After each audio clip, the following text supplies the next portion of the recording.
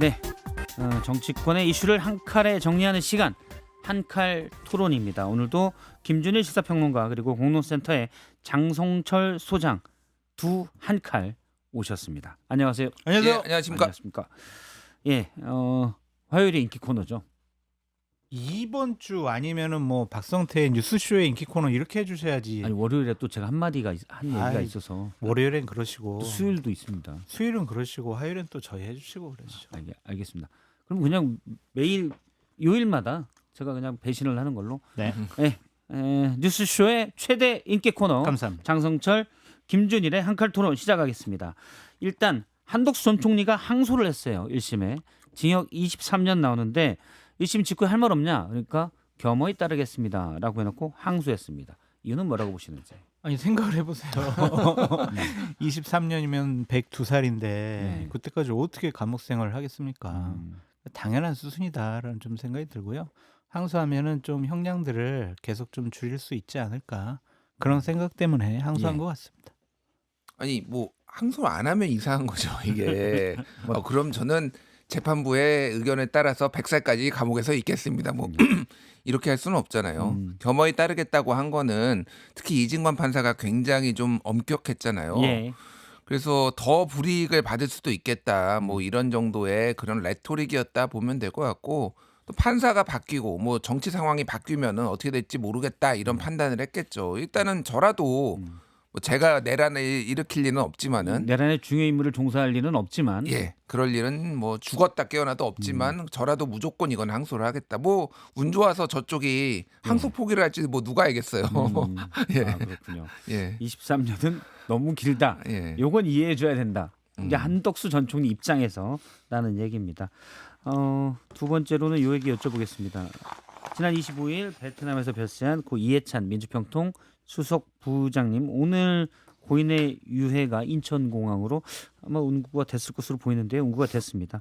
두 분이 기억하는 이해찬 총리 어땠습니까? 깐깐한 정치인이었고요. 노무현 정권 시절에 책임 총리를 하셨잖아요. 예. 그 상당히 권한을 갖고 거의 뭐 정권의 뭐 동반 운영자 그런 역할을 하셨던 것 같고요. 선거의 기획자 그리고 막후의 실력자, 조정자 이러한 좀 생각이 있습니다. 뭐 진보 진영에서는 민주화의 아주 큰 거두다, 뭐 스승이다 그렇게 얘기를 하고 계시는데 보수 쪽에서 보면은 상당히 좀 어떨 때 보면 좀 안타까울 수 있고 좀 너무한다라는 생각도 있고 좀 많이 좀 악마하기도 했어요. 교육부 장관 하셨을 때 뭐 이해찬 세대 하면서 이해찬 세대라는 얘기도 상당히 있고. 좀 많이 공격을 했는데 일단은 상가 명복을 많이 빌고요. 예. 그 대한민국의 정치와 민주화를 위해서 많은 노력을 해주신 부분들 그 부분들에 대해서는 뭐 누구나 다 인정하지 않을까 그런 생각이 듭니다. 예. 저는 좀 안타깝더라고요. 사실은 52년 52년생이면 아직 사실 요즘 우리나라의 평균 연령으로 봤을 때 한 82세 정도 됩니다. 평균 연령이. 그러면은 너무 일찍 가셨다. 예. 뭐 그런 생각이 들어요. 뭐 현역으로 계신 박지원 의원도 계시고 42년생. 42년생이시죠. 뭐 인터넷 하셨지만 아직도 정정히 활동하는 뭐 김종인 40년생 뭐 이런 분들도 계신데 좀 안타깝고, 저는 이거 이제 엄청나게 많은 진짜 모든 정권의 탄생에 다 기여를 했고 특히 민주당에서는 엄청난 소중한 자산이었는데, 저는 70년대 운동권이 이제 퇴장하는구나 그거를 좀 느꼈어요. 그러니까 이게 74년 민청학령 사건으로 옥고를 치렀거든요. 그래서 이제 80년대 운동권들이 이제 우상호 정무수석 같은 분들이 이제 80년대 운동권이죠. 연대 총학생회장 출신이죠. 예, 연대 총학생회장 출신이고, 그래서 70년대는 이제 좀 물러나고 80년대도 이제 조금씩 이제 뭐라고 해야 지금 될까요? 강원도지사 나가겠다고 조금 전에 왔다 갔는데. 아니 물러난다라는 물러난다라고 게 하시면 아니라 또- 지금이 이제 전성기인데 이제 예. 80년대도 운동권, 이게 민주당이 이제 운동권의 정당에서 점점 이제 전문가들의 정당으로 변모하고 있는 과정이라고 생각을 해요. 예. 사실 이게 어떻게 보면은 상당히 뭐라고 해야 될까, 수권 정당 같은 이미지. 과거에는 관료의 정당 하면은 이제 보수 정당이었거든요. 예. 지금의 국민의힘, 옛날에 한나라당. 근데 이제 조금씩 그 정당이 변하고 있다. 하지만 그 민주화의 DNA는 가지고 있다. 뭐 이런 생각들이 좀 많이 들더라고요. 예. 알겠습니다. 현안을 좀 여쭤보도록 하겠습니다. 지난 24일인가요? 저 날짜를 왔다 갔다 해서. 네. 예. 지난주죠. 지난주에 정청래 대표가 조국혁신당과의 전격 합당을 발표한 뒤로 민주당 내에서 좀 시끄럽습니다. 일단 당내에 정청래 대표의 개인적 이익을 위한 것이다라는, 그러니까 이른바 정청래 대표를 크게 지지하지 않던 지지층 또 최고위원들이 강하게 반발하고 있습니다. 이 내분 내홍 어떻게 될까요? 근데 결국에는 합당이 될 것 같아요. 음. 그래서 뭐 약간 시끄러울 수 있겠지만은 그분과 관련해서는 좀 정리가 잘 될 것 같은데 이현주 의원이 가장 좀 세게 비판을 좀 많이 하시는 것 같아요. 예. 대통령실 분위기를 읽은 것이 아닌가 좀 그런 생각이 들고 저런 중요한 문제를 최고위원 회의에서 긴급 기자회견 20분 전에 얘기했다는 것은 최고위원들로서는 상당히 좀 모욕감도 느끼고 우리 뭐 들러리냐 그렇게 생각할 수밖에 없겠죠. 당연히 화날 수밖에 없는 부분이고 전략적인 측면에서 6.3 지방선거를 앞두고서는 뭐 합당하는 것이 민주당과 진보 진영의 승리를 위해서는 조금 더 가능성을 높인다라고 생각을 할 거기 때문에 예. 절차상의 문제 같아요. 그래서 지금 뭐 고 이해찬 전 총리의 뭐 애도 기간도 있기 때문에 갈등이 그렇게 뭐 더욱더 확대되거나 표면화되거나 상당히 뭐 정청래 대표를 곤혹스럽게 할 정도 수준까지는 가지 않을 것 같습니다. 않을 것 같다. 네. 예, 김준일 평론가님은 자기 정치라는 얘기가 계속 나오는데 예. 원래 정치인은 자기 정치 해야 되는 거 아닌가요? 그러니까 저는 이 자기 정치라는 말이 굉장히 이기적이다라는 말로 이제 등치가 되는 경향이 있어요. 정치권에서도 예. 그러고 언론에서도 그러고. 근데 저는 사익과 자기 정치는 이제 내가 더 높은 곳에 올라가려고 하는 어떤 사익 그리고 이 공익이 맞물리면은 두 개가 일치하면은 좋은 자기 정치라고 생각을 하거든요. 예. 그러니까 당 입장에서 보면은 정청래 대표가 이 통합을 추진하는 게 그러면 나쁜 건가요? 지방선거를 앞두고 뭐 모르겠습니다. 이제 정치권 전체에 뭐고 다당제를 또 좋아하시는 분들은 또 양당으로 또 수렴되는 거냐 이렇게 비판하실 수 있지만 당 입장에서는 최소한 그러니까 표 분산에 맞고 지방선거에 압승하기 위해서 지금 통합을 하는 건데 이게 정청래 대표의 개인에게도 이익이 되고 민주당에게도 이익이 되고 이재명 정부에게도 이익이 된다라면은 이거는 자기 정치를 함에 있어서 공익과 같이 가는 거다라고 하면 이거는 저는 나쁠 게 없다고 봅니다. 근데 다만 정청래 대표에 대한 어떤 당내 반발이 센 거는 맞는 것 같아요. 그러니까 이 정도로 이렇게 강력하게 비토 세력이 있는 거는 정청래 대표가 좀 고민을 해봐야 되지만은 저는 정청래 대표와 이재명 대통령의 공통점이 있다라면은 당원들의 말에 굉장히 잘 귀 기울인다 하나 그리고 예. 논란을 피하지 않는다.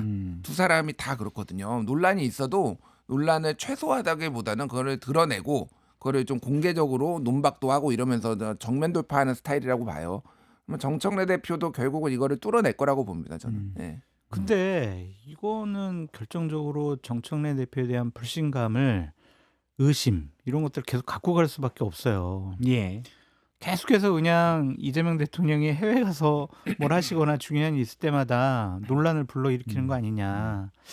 대통령에게 가는 스포트라이트를 완전히 가는 것을 조금 좀 방해하려고 하는 것이 아니냐. 뭐 이런 비판도 많이 받고 있고요. 이게 뭐 칭의가 여러 개가 있어서 예. 제가 이제 계속 표현을 반복적으로 쓰는데 구분해서 보겠다는 얘기를 일단 발표 시점을 가지고 그리고 그러니까요. 박홍근 의원 같은 경우도 코스피 5천 찍었는데 이런 걸 발표하냐 지금 장성철 소장님 말씀하신 그런 내용이었잖아요. 타이밍이에요. 요 부분만 이제 한 얘기를 해보겠습니다. 네. 앞서 우상호 전 정무수석은 정청래 대표가 주식을 안 하니까 몰랐을 거다. 제가 그 얘기 듣고 우리 우상호 수석님도 공천을 신경 쓰시는구나 좀 그런 생각이 좀 듭니다. 아유 정치 타이밍이 중요하잖아요. 다 시점이 중요합니다. 그런 것들을 고려하지 않는다라면 정무적인 판단은 왜 합니까? 예. 정치인에게 정무적인 판단을 빼놓고 정치적인 결정을 어떻게 우리가 평가할 수가 있겠습니까? 그거는 한 정과 5번 같아요. 계속 누적된 타이밍. 거예요. 타이밍이 미묘하다, 절묘하다. 그렇기 때문에 결국엔 정청래 대표가 이재명 대통령을 조금 견제하면서 8월달 전당대회에서 본인이 연임될 수 있는 구조를 조금 더 확실하게 만들어가는 거 아니냐. 그러니까 이런 의심인 거예요. 당신 말이야 지방선거를 위해서 조국혁신당과 통합하고 합당하려는 것이 아니라 좀 8월달 전당대회에 내 편을 들어줄 사람들을 더 많이 세력화하고 많이 끌어들이려고 하는 거 아니야? 이런 비판을 받는 거잖아요. 잠시만 일단 시점만 놓고 보면 네. 일단 시점 부적절하다. 그러면은 제가 이제 물어보고 싶은 거는 어제 했으면은 적절한가요? 그 어제는 또 코스닥이 불장이었어요. 막 사이드카 발동하고 이럴 정도로 어떤 타이밍에 하든 논란은 나올 가능성이 저는 매우 높다. 뭐 예. 이렇게 봅니다. 그래서 장 소장님한테 물어보고 싶은 게 있어요. 물어보십시오. 예, 장 소장님 네. 반청입니까? 아니 제가 그거 하려고요. 신청 만청입니까? 그러니까 저는 이게 집권 초기잖아요. 그러면은 이재명 대통령이 옛날 윤석열 전 대통령처럼 당을 포괄적으로 폭력적으로 막 지배하려고 그러고 당대표도 바꿔버리고 이런 수준이 아니면은 당과 대통령실 정부가 혼연일체 돼가지고 이재명 대통령 지금 집권한 지 1년도 안 됐는데 뒷받침해줘야지 언론에서 막 또 여러 평론가들이 얘기하는 것처럼 지금 계속 뒷다리 잡는 거 아니야? 이런 평가를 듣는 거는 정청래 대표에게도 그렇게 썩 좋은 것 같지는 않아요. 저는 당정 역할론이 좀 더 힘이 좀 실리는 것 같아요. 그러니까 우상호 정무수석도 앞에서 이제 잘 설명했잖아요. 이거 논의 오랫동안 해왔다라고 예. 얘기를 하고 그 대통령은 모두의 대통령이긴 하지만은 본인이 지지 기반이었던 민주당의 여론도 굉장히 뭐 소중히 경청할 수밖에 없습니다. 그러면 당에서 항상 정청래 대표를 중심으로 해서 그 여론들을 계속 전달하고 있거든요. 그것도 굉장히 도움이 많이 됐다. 우상호 정무수석이 또 예전에 다른 데서 그런 얘기도 했어요. 예. 그거를 굉장히 경청하고 있다. 그러니까 각자의 역할을 하는 겁니다. 근데 완벽하게 일치하기는 어려울 때도 있고 이견이 있을 수가 있는 게 예를 들면 검찰개혁이라든지 뭐 이런 문제잖아요. 그래서 그런 부분이 조율이 하는 과정이죠. 그러니까 이게 윤석열처럼 하는 것도 어렵고, 그러니까 모든 이제 뭐 당에서 예. 대통령한테 코드를 맞추는 것도 참 문제지만은 그렇다고 이 이견을 너무 좀 터부시하는 것도 좀 제가 보기엔 문제다. 적당히 지금 이게 저는 뭐 그 위험수위라고 보진 않아요. 당청 간에 이 정도 이견은 조율할 수 있는 오히려 다양성을 넓힐 수 있는 거다. 저는 노무현 대통령 때의 이견 정도면은 예를 들면 뭐 108번 내 해가지고 모든 초선들이 다 자기 목소리 내고 막 이러면은 좀 문제가 있다라고 보는데 이 정도 이견도 없으면은 그냥 윤석열 대로 돌아가자는 거죠. 알겠습니다. 그럼 앞서 장성철 소장님이 얘기한 부분 이번에 조국 혁신당과의 합당 논의는 8월 전당대회에서 정청래 대표가 본인 세력을 넓히기 위한 것이다. 일부에서 일부 뭐랄까요 이재명 대통령 지지층이랄까요 민주당 내 일부에서도 나오는 목소리긴 합니다. 그런데 앞서 우상호 수석은 전혀 이해가 안 된다. 왜냐하면 조국 혁신당 세력들이 조국 대표가 나오고 조국을 지지할 수도 있다라고 했거든요. 여기도 좀 더 얘기해 주시면. 조국 대표가 민주당의 전당대회 때 당대표로 출마한다는 것은 솔직히 상상하기 어려운 것 같다라는 좀 생각이 들고 일단은 만약에 이번에 합당이 조국 대표의 결단 그리고 당원들의 동의를 통해 가지고 합당이 돼요. 그리고 조국 대표가 6월 재보궐선거 때 배지를 예. 달고 돌아와요. 그럼 조국혁신당의 이전 당원들은 얼마나 고맙겠어요. 합당을 해준 정청래 대표한테. 그럼 좀 은혜를 갚아야 되겠다. 그런 생각도 할 수가 있을 거고 조국 대표 같은 경우도 배지 달게 해줬으니까 야 그럼 우리 정청래 대표를 좀 이번에 한번 밀어줘야 되겠다. 그런 생각을 할 수가 있겠죠. 긍정적으로 봐야 될 것 같아요. 그래서 크게 보면은 마이너스는 안 될 것 같아요. 정청래 대표에게. 그렇기 때문에 야 연임도 염두에 두고 전당대회 염두에 두고 이번 합당이 추진된 거 아닌가. 만약에 전당대회 때 불리할 거라고 생각을 해보세요. 야 조국 대표가 내 편 안 들어줄 것 같고 조국 대표가 다른 또 세력이 있어가지고 본인이 전당대회 때 당대표로 나오면 조국 대표가 될 가능성도 있겠네. 그럼 합당하겠습니까? 그런 생각이 없으니까 합당한 거 아니겠어요. 그렇기 때문에 네, 예. 그러면 이제 친청 김준일 평론가의 네. 얘기도 들어보도록. 이게 저도 조금 이제 취재도 하고 예. 뭐 정무수석께서도 얘기를 했지만은 그 당시의 분위기들을 좀 말씀드리면은 다 반대했어요. 조국 혁신당 조국 대표도 좀 부정적이었고 합당에 대해서.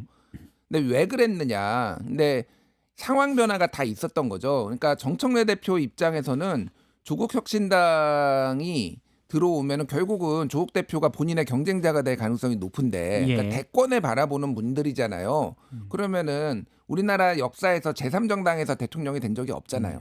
그러면은 강력한 경쟁자가 들어오는데 이것이 반드시 좋을 거냐. 그리고 또 하나는 그러니까 지방선거 전망이 조국 혁신당이 불투명해졌어요. 점점점. 예. 뭐 그런 상황인데 그러면 조국 혁신당은 알아서 꼬꾸라질 거다. 이런 인식들이 있었다라는 거예요. 제가 취재한 바로는 처음에는 그렇게 있었고 조국 대표도 조국 혁신당도 자강론이 상당히 우세했습니다. 여름까지만 하더라도. 예. 그래서 거기에 통합에 대해서 부정적인 평가들이 있었는데 시간이 지나면서 정당 지지율이 한 자릿수 뭐 3%, 4% 안팎을 하고 더 성비위 문제 대응을 잘 못하고 그리고 지민 3년은 너무 길다 이런 캐치프레이즈를 지금 하기도 어렵고 뭐 이런 것들로 인해서 합당을 좀 고민을 할 수밖에 없는 상황 이런 상황들이 변화가 있었다는 거예요. 그래서 예. 말씀하신 게 이해관계가 있겠죠. 그러니까 그게 그런데 그 잘못된 거냐라고 제가 묻는 거예요. 그러니까 그게 그건 아니다. 예 당의 방향과 개인의 이익이 합치될 수도 있는 그 리스크가 아예 없는 것도 아니에요. 그러니까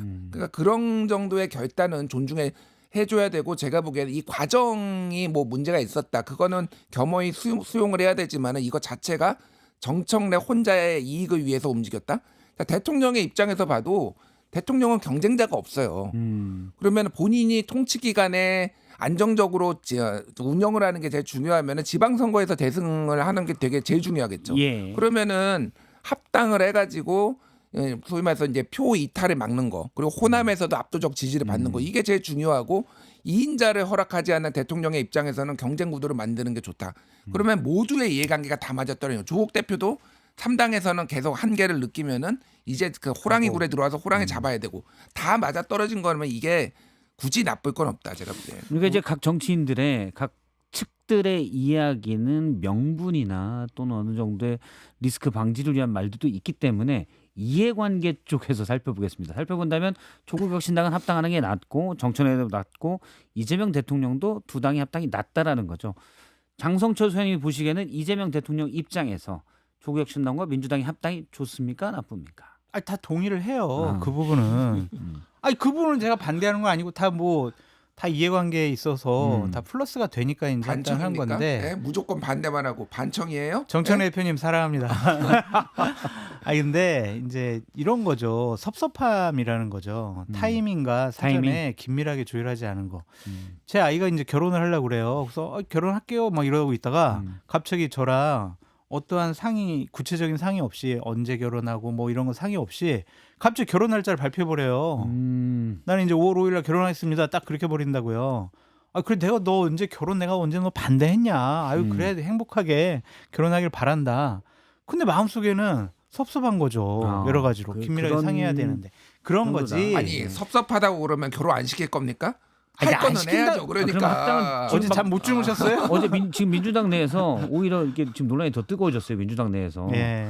합당은 둘 분 다 될 거라고 보시나요? 되죠. 저도 된다고. 된다고 된다고 봐요. 본다. 알겠습니다. 그럼 된다고 하니까 이 부분 이제 그만 얘기하고. 아니 근데 더 이게 얘기하겠어요? 이런 일이 또 계속 반복될 수 있잖아요. 만약에 정청래 대표가 지방선거 공천과 관련해서 이재명 정권 성공을 위해서 최고의 인재들을 공천하겠습니다. 그렇게 선포를 해. 예. 자기 마음대로 해. 음. 대통령실과 어느 정도 좀 상의도 없이. 이런 것들이 쌓여가면은 불신이 된다니까요. 불신이 된다. 그리고 또 대통령실에서는 김민석 총리를 좀 8월달 전당대회 때 당대표로 내보내야 되는 거 아니야? 뭐 이런 생각도 갖고 계신다라고 알려져 있잖아요. 예. 견제가 들어간단 말이에요. 음. 권력의 견제는 무섭습니다. 당대표 아무것도 아닙니다. 아 그래요. 그럼요. 알겠습니다. 한때 대통령과 각을 세웠던 여당 대표의 보좌관을 했던 네. 김무성 장성철 네. 소장님의 얘기였습니다. 국민의힘 얘기로 넘어가 보도록 하겠습니다. 장동혁 대표가 이번 닷새 만이었던 어제 퇴원했습니다. 이제 내일 모레 최고위원회가 예상이 되는데 네. 이때 장동혁 대표 나올까요? 나오겠죠. 네. 뭐 건강 상태가 아주 심각하게 안 좋은 것 같지는 않아요. 그러니까 병원에서는 좀 안정을 취하라고 했지만은 본인이 의지로 뭐 나올 정도 진짜 안 좋았으면은 예. 나오지 못하죠. 네, 그래서 목요일 최고위원회가 열릴 것 같고 거기에서 징계가 확정될 가능성이 뭐 좀 높은 편이다 이렇게 봅니다. 예. 징계는 누구의? 뭐 두 사람 다 올라와 있잖아요. 지금. 한동훈, 예, 김종혁. 김종혁 탈당 권고. 음. 뭐 그래서 사실상 이제 제명이죠. 왜냐하면 열흘 안에 탈당 안 하면은 제명 조치할 수 있으니까. 예. 그래서 그 두 사람에 대한 징계가 좀 될 것 같고 그 당권파들 분위기는 이게 너무 오래 끌었다라는 거예요. 사실. 그러니까 장도혁 대표 단식으로 인해서 좀 결집이 됐는데 이게 또 뉴스가 나오고 좀 당내 분란으로 보이잖아요. 그래서 빨리 정리하는 게 좋겠다라는 게 당권파 얘기해서 이거 더 이상 지지 끌지 않을 것 같아요. 지금 4개월이 넘었거든요, 이제. 이게 왜냐하면 9월 말에 2호선 당무감사위원장이 오면서 그때부터 이제 논란이 시작됐어요. 이게 징계 본격적으로 하려는구나. 그러니까 이게 너무 길어진다. 그래서 지방선거를 앞으로 나가고 당의 체질 변화 이런 거를 당권파 쪽, 그러니까 장도혁 대표가 주도하기 위해서는 이거는 이번 달 안에 정리하고 간다. 이런 기조로 알고 있습니다. 정확히 뭐 흐름을 말씀해 주신 것 같고 징계 안 하려면 저렇게 일찍 퇴원하지도 않을 것 같아요. 어. 근데 장도혁 대표가 진짜 독한 사람이구나 그걸 다시 한번 느꼈고요. 어쨌든 한동훈 전 대표에 대해서는 개인적인 모욕감이든 차기 대선의 경쟁자든 어쨌든 국민의힘 플랫폼 안에서 정치를 못하도록 쫓아내고 싶어하는 생각이 아주 강한 것 같습니다. 그래서 목요일 날 뭐 징계 뭐 의결을 최고위원회에서 하지 않을까 그런 생각이 예. 드네요. 어제 윤리위가 결정했죠. 김종혁, 예. 친한계 김종혁 전 최고위원에 대해서 당원권 정지, 탈당 권유군요. 탈당 권유가 됐습니다. 네. 원래 처음에 나왔던 건 당원권 정지 2년이었는데 맞습니다. 넘어서 탈당 권유를 했습니다. 네. 이건 열흘 내 탈당 안 하면 그냥 자동 제명인 거죠. 그렇죠. 제명까지 하기에는 또 뭐 한동훈 전 대표랑 똑같이 해야 되니까 부담이 있어서 그냥 너 나가 그냥 다 그냥 한동훈계 사람들 다 나가 예. 그냥 뭐 필요 없어 막 이렇게 생각을 하는 것 같고 저렇게 되면 거기에 이제 올라가 있던 신모 씨, 윤모 씨 이런 분들에 대한 징계도 착수하지 않을까 그런 생각도 좀 들어요. 여러 가지 좀 발언들을 좀 강하게 최근에 또 하고 계시잖아요, 두 분이. 예. 그걸 빈미 잡아서 그 두 분들까지도 좀 핵심적으로 좀 정리하려고 하지 않을까. 그 두 분은 누구? 아까 신모 씨, 윤모 씨. 신모 씨는 누구예요? 제가 이름을 밝힐 알겠습니다. 거면 제가 신모 씨라고 아. 했겠어요. 저 우리 PD님이 신모 씨, 신모 씨, 신모 씨라고 그런 줄 알고. 신모. 예. 근데 이게 분란이 끝나냐 이 정당에서 뭐 탈당 권유를 할 정도로 김종혁 전 최고가 김종혁이 잘못했느냐에 대해서는 별로 공감은 못할 거예요. 그러니까 뭐 당원들은 뭐 그렇게 생각하시는 분들이 있지만은 이게 이제 예전에 뭐 이재명 대표도 예를 들면은 비명계 뭐 소위 말해서 비명 학살 뭐 이랬음에도 불구하고 이제 당을 장악하고 대통령까지 된 거 이런 거를 좀 벤치마킹하는 거 아니냐 그런 생각이 드는데 예. 좀 근본적으로 다른 것 같아요. 그러니까 물론 그냥 단순히 당내 권력 투쟁만으로 이거를 보는 게 아니라 이거에 대한 시선은 결국은 윤석열과의 관계. 윤 어게인. 그러니까 이게 한동훈 대표가 그냥 한동훈 전 대표나 김종혁 최고가 단순히 그냥 내부에서 권력 투쟁에서 밀린 사람들이 아니라 탄핵에 대해서 찬성하고 그리고 윤석열과의 관계를 절연해야 된다라고 주장하는 그 그룹의 선두주자 이미지가 이미 강하잖아요. 예. 그러면 이들을 징계함으로 인해서 그쪽으로는 가지 않겠다. 윤어게인 쪽으로 가겠다. 뭐 이런 걸로 시그널로 읽히는 거예요. 근데 제가 그 장동혁 체제에서 좀 굉장히 높은 고위 관계자를 만났는데 곧 바뀐다. 뭐가 바뀐다는 장동혁 대표가 스탠스가 곧 바뀐다라고 얘기를 하시더라고요. 그래서 어디까지 믿어야 되는지는 모르겠으나 이들 때문에 오히려 스탠스 변경이 좀 어렵다 지금. 이들에 동조하는 것 같아서 그래서 이들을 쳐내고 좀 더 중도 민심의 바다로 가겠다라는 의지는 확고하다 이런 얘기를 하시더라고요. 그래서 뭐 어디까지 제가 믿어야 될지는 모르겠으나 어쨌든 이들을 쳐내는 게 최우선으로 지금 보는 거는 맞는 것 같은데 민심은 좀 차가울 것 같고 이게 결국은 보수 결집하는데 다 긁어 모아도 지금 민주당 쪽 이기기 힘들거든요. 근데 굉장히 좀 선거는 어려워지겠다 그 생각이 많이 듭니다. 민심이 차갑고 선거가 어렵다니요. 지금 저런 얘기를 하시는 거는 상을 대단히 오도하시는 거다. 지금 어제 발표된 리얼미터를 보면 오차 범위 안으로 지금 좁혀들었다. 예. 장동익 대표의 단식과 그거 얘기하려면 제가 다 얘기해야 돼서 더 이상 얘기 안 할게요. 수치는. 알겠습니다. 네. 장동익 대표의 단식과 지금 박근혜 전 대통령의 등장으로 보수가 지금 결집하고 있다. 그 지방선거 이렇게 가면은 한동훈 계열만 떨어뜨려 버리면은 우리 이길 수 있다. 돈 내기 하자, 1억 내기 하자, 이런 얘기하신 분까지 있어요. 내기는 어디서 이루어지고 있나요? 아니 지금 김민수 예. 최고위원께서 1억 내기 하자고 누구 말이 맞냐 예. 여론조사 가지고 그렇게 말씀하시는데 글쎄요 여론 뭐 ARS에서 그렇게 뭐 올랐다라고 해가지고 상당히 국민의힘이 지방선거에서 이길 가능성이 높아졌다라고 보기는 어려운 것 같은데 뭔가를 착각하는 건지 아니면 바닥에 흐르는 민심이 김민수 최고위원이 얘기하는 것처럼 그런지는 제가 뭐 확인을 안 해봤으니까 모르겠지만 어쨌든 진보 진영은 조국혁신당 진영이 지금 뭉치고 있잖아요. 근데 지금 국민의힘 보수파 쪽은 같이 있던 나눠지고. 사람 발로 차버리고 있단 말이에요. 분열되면요. 진영이 분열되고 진영에서 많은 사람들이 뺄셈 정치를 하게 되면은 선거 못 이깁니다. 선거의 공식이에요, 이거는. 그래서 어쨌든 좀 같이 화합하면서 해야 선거에서 조금이라도 몇 군데 더 건질 수 있지 않을까. 그런 생각이 앞서 이제 민주당 얘기할 때는 두 분이 마치 밖에서 합을 맞춰온 듯이 정청래 대표 측 입장 또 반대 입장에서 얘기를 잘 티키타카를 해주셨는데 여기서는 두 분이 한 목소리로 이러다가 국민의힘은 망한다. 뭐 이런 쪽으로 얘기를 하시는 것 같아요. 답답해요. 그 황교안 장동혁 평행이론 제가 예전에 뭐 칼럼도 쓰고 그랬는데 예. 지금 완성되고 있다. 그때만 하더라도 당대표 취임 직후기 때문에 제가 그렇게 되면 안 된다라는 취지로 썼거든요. 근데 닮은 점이 매우 흡사한 게 많다. 뭐 그런 얘기를 썼어요. 그래서 탄핵이 된 대통령을 배출한 당에서 탄핵당한 그 다음에 이제 당대표를. 보수의 희망으로 왔지만은 아스팔트 보수, 강성 보수랑 손을 잡고 가다가 이제 뭐 이렇게 선거에서 지는 이런 시나리오. 근데 단식도 황교안 대표도 8일 했거든요.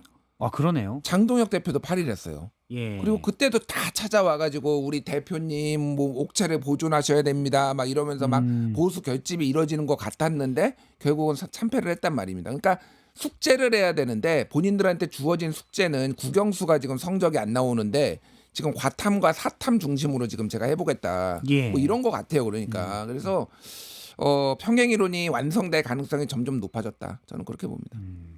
알겠습니다. 지방선거를 앞두고 뺄셈 정치를 하고 있다. 이 부분이고 일단 뭐 한동훈 전 대표에 대해서는 목요일 최고위원회에서 제명 김종혁 전 최고위원도 탈당 권유 네. 요게 나올 걸로 두 분은 이제 예상을 하시는 거고요. 네. 그러면 이제 한동훈 전 대표는 어떤 스탠스를 취해야 되는지 이 부분은 모르겠어요. 답이 없어요. 얼마 전에 이제 주말에 여의도에서 집회가 있었어요. 한동훈 네. 전 대표 지지층의 집회. 그렇죠. 여기 대해서는 한동훈 전 대표가 이게 보수 결집이다라고 얘기를 했거든요. 근데 답답한 게 정성국 의원의 인터뷰가 대단히 좀 눈길이 갔어요. 혹시 한동훈 대표가 탈당해서 당을 만들면 따라 나가십니까? 아니요. 그런 생각 전혀 하고 있지 않았는데요. 이거예요, 이거. 한동훈 대표가 목소리를 크게 내고 좀 여러 가지 행동들을 하려고 해도 홀로 단독 플레이가 될 가능성이 높아 보이거든요. 예. 그러면은 할 수 있는 거는 제명 당했어요. 그러면은 6월 달에 재보궐선거 지역 나오면 무소속 출마해가지고 본인 힘으로 당선돼가지고 국회 본회의장에 앉아 있어야 되는 그런 숙제가 남은 거죠. 그 선택밖에 없는 것 같아요. 그러니까 인내의 시간 같아요. 그리고 역대 이제 뭐 많은 사람들이 당도 만들고 그랬는데 지방선거를 앞두고 탈당해서 당을 만든 사람은 없습니다. 예. 총선 아니면 대선이에요. 그러니까 지방선거는 이게 이제 행정가를 또 뽑는 성격이 강하기 때문에 이거를 정치 세력화하기가 쉽지 않아요. 그래서 저는 뭐 당연히 탈당 가능성도 높지 않고, 그러니까 집단 탈당을 말하는 겁니다. 그럼 결국은 지금 지방 무소속으로 이제 3자 구도를 뚫어보거나 뭐 이런 예. 거를 각을 볼 텐데 그거는 어디가 그 지역구가 나오고 누가 출마하는지도 각을 재봐야 되는 거잖아요. 각을 재봐야 된다. 어차피 지금 다 마찬가지. 조국 대표도 마찬가지고 만약에 합당해서 출마를 한다라고 하면은 그러니까 저는 지금 생물이다. 제 개인적으로는 조국 한동훈 한번 붙는 거 한번 보고 싶다. 오, 아하. 재밌겠네요. 예. 오, 예, 알겠습니다. 이번 보궐선거에서 희망해 봅니다. 예. 예, 그러면 두 분 말씀 일단 여기까지 듣고요. 저희가 2부 끝나고 유튜브로 오늘 한칼 토론 이어지는데 거기에서 지상파에서 못 해줬던 얘기들 네, 부탁드리도록 하겠습니다. 잠시 뒤에 두 분은 다시 뵙겠습니다. 고맙습니다. 감사합니다. 감사합니다. 네, 지금 장성철 소장님과 김준일 평론가님이 대기실에서 들어오기 전에 여러 댓글들을 좀 읽어드리도록 하겠습니다. 타이거님께서 탈세를 왜 함? 그냥 세금으로 과일 같은 거 3천만 원씩 사 먹으면 되지라고 얘기 주셨고요. 물론 뭐 차은우 씨 쪽에서는 이거는 판단을 좀 받아보겠다라고 했으니까 결과는 좀 봐야 될 것 같은데 비난받을 만한 의혹이 있는 거는 사실인 것 같습니다. 여기에 대해서 아르키님께서 좋은 촌철살인의 말씀을 주셨습니다. 장어 팔면서 미꾸라지 짓을 했다라고 얘기를 했는데요. 물론 장어와 미꾸라지 간에 뭔 차이가 있는지 모르겠지만 어쨌든 차이가 있죠. 장어 팔면서 미꾸라지 짓을 했냐. 탈세 의혹에 대해서 얘기를 했습니다. 앞서 이제 그런 얘기도 있었는데 제가 차마 지상파 방송에서는 얘기를 못했어요. 말씀하신 중에 세 분이 들어왔는데 장어가 몸에 좋으니까 아무래도 이제 그게 매니지먼트가 되지 않았겠냐. 예. 그 방송에서 얘기하기 좀 그래서 앞서는 김준일 씨, 아니 차은우 씨 얘기입니다. 예. 네. 알겠습니다. 다른 별에 사시는 분 얘기라서 그렇죠. 솔직히 현실 감각이 없어요. 200억 세금 내면 200억 내고 세금, 말면 말고 뭐 우리가 연예인 걱정할 일도 아니고. 제가 MBC 한번 방송하러 갔다가 예. 먼발치에서 그분을 한번 뵌 적이 있거든요. 근데 저절로 고개가 이렇게 따라가더라고요. 이렇게. 와 진짜 남자가 저렇게 와 이쁠 수가 있구나 그런 생각이 들어요. 아, 그래요? 장 소장님. 저를 볼 때는 그렇게 쳐다보지 않으면서 아니, 거의- 같은 얼천을 보는데 거의 왜 매일 보니까 너무 익숙해져가지고요. 차은우 씨는 제 50평생에 한 번 볼까 말까 한 분이었잖아요. 제가 공식 논평을 내겠습니다. 예. 같은 얼천계로서 매우 안타깝다라는 아, 말을 하면서 예. 비공식 논평으로 이제 얼천계는 독보적이 됐다. 김준일이. 저는 클린합니다. 세금 내 거 다 내고. 예, 얼천계는 독보적이 됐다. 독보적이 됐죠 이제. 전 예. 자꾸 월천으로 들려가지고 차은우 저를 씨는 그렇게 이제 과소평가하십니까? 월천밖에 안 될 것 같아요 제가. 아니 차은우 씨는 이렇게 월 뭐 몇십억 이럴 것 같은데.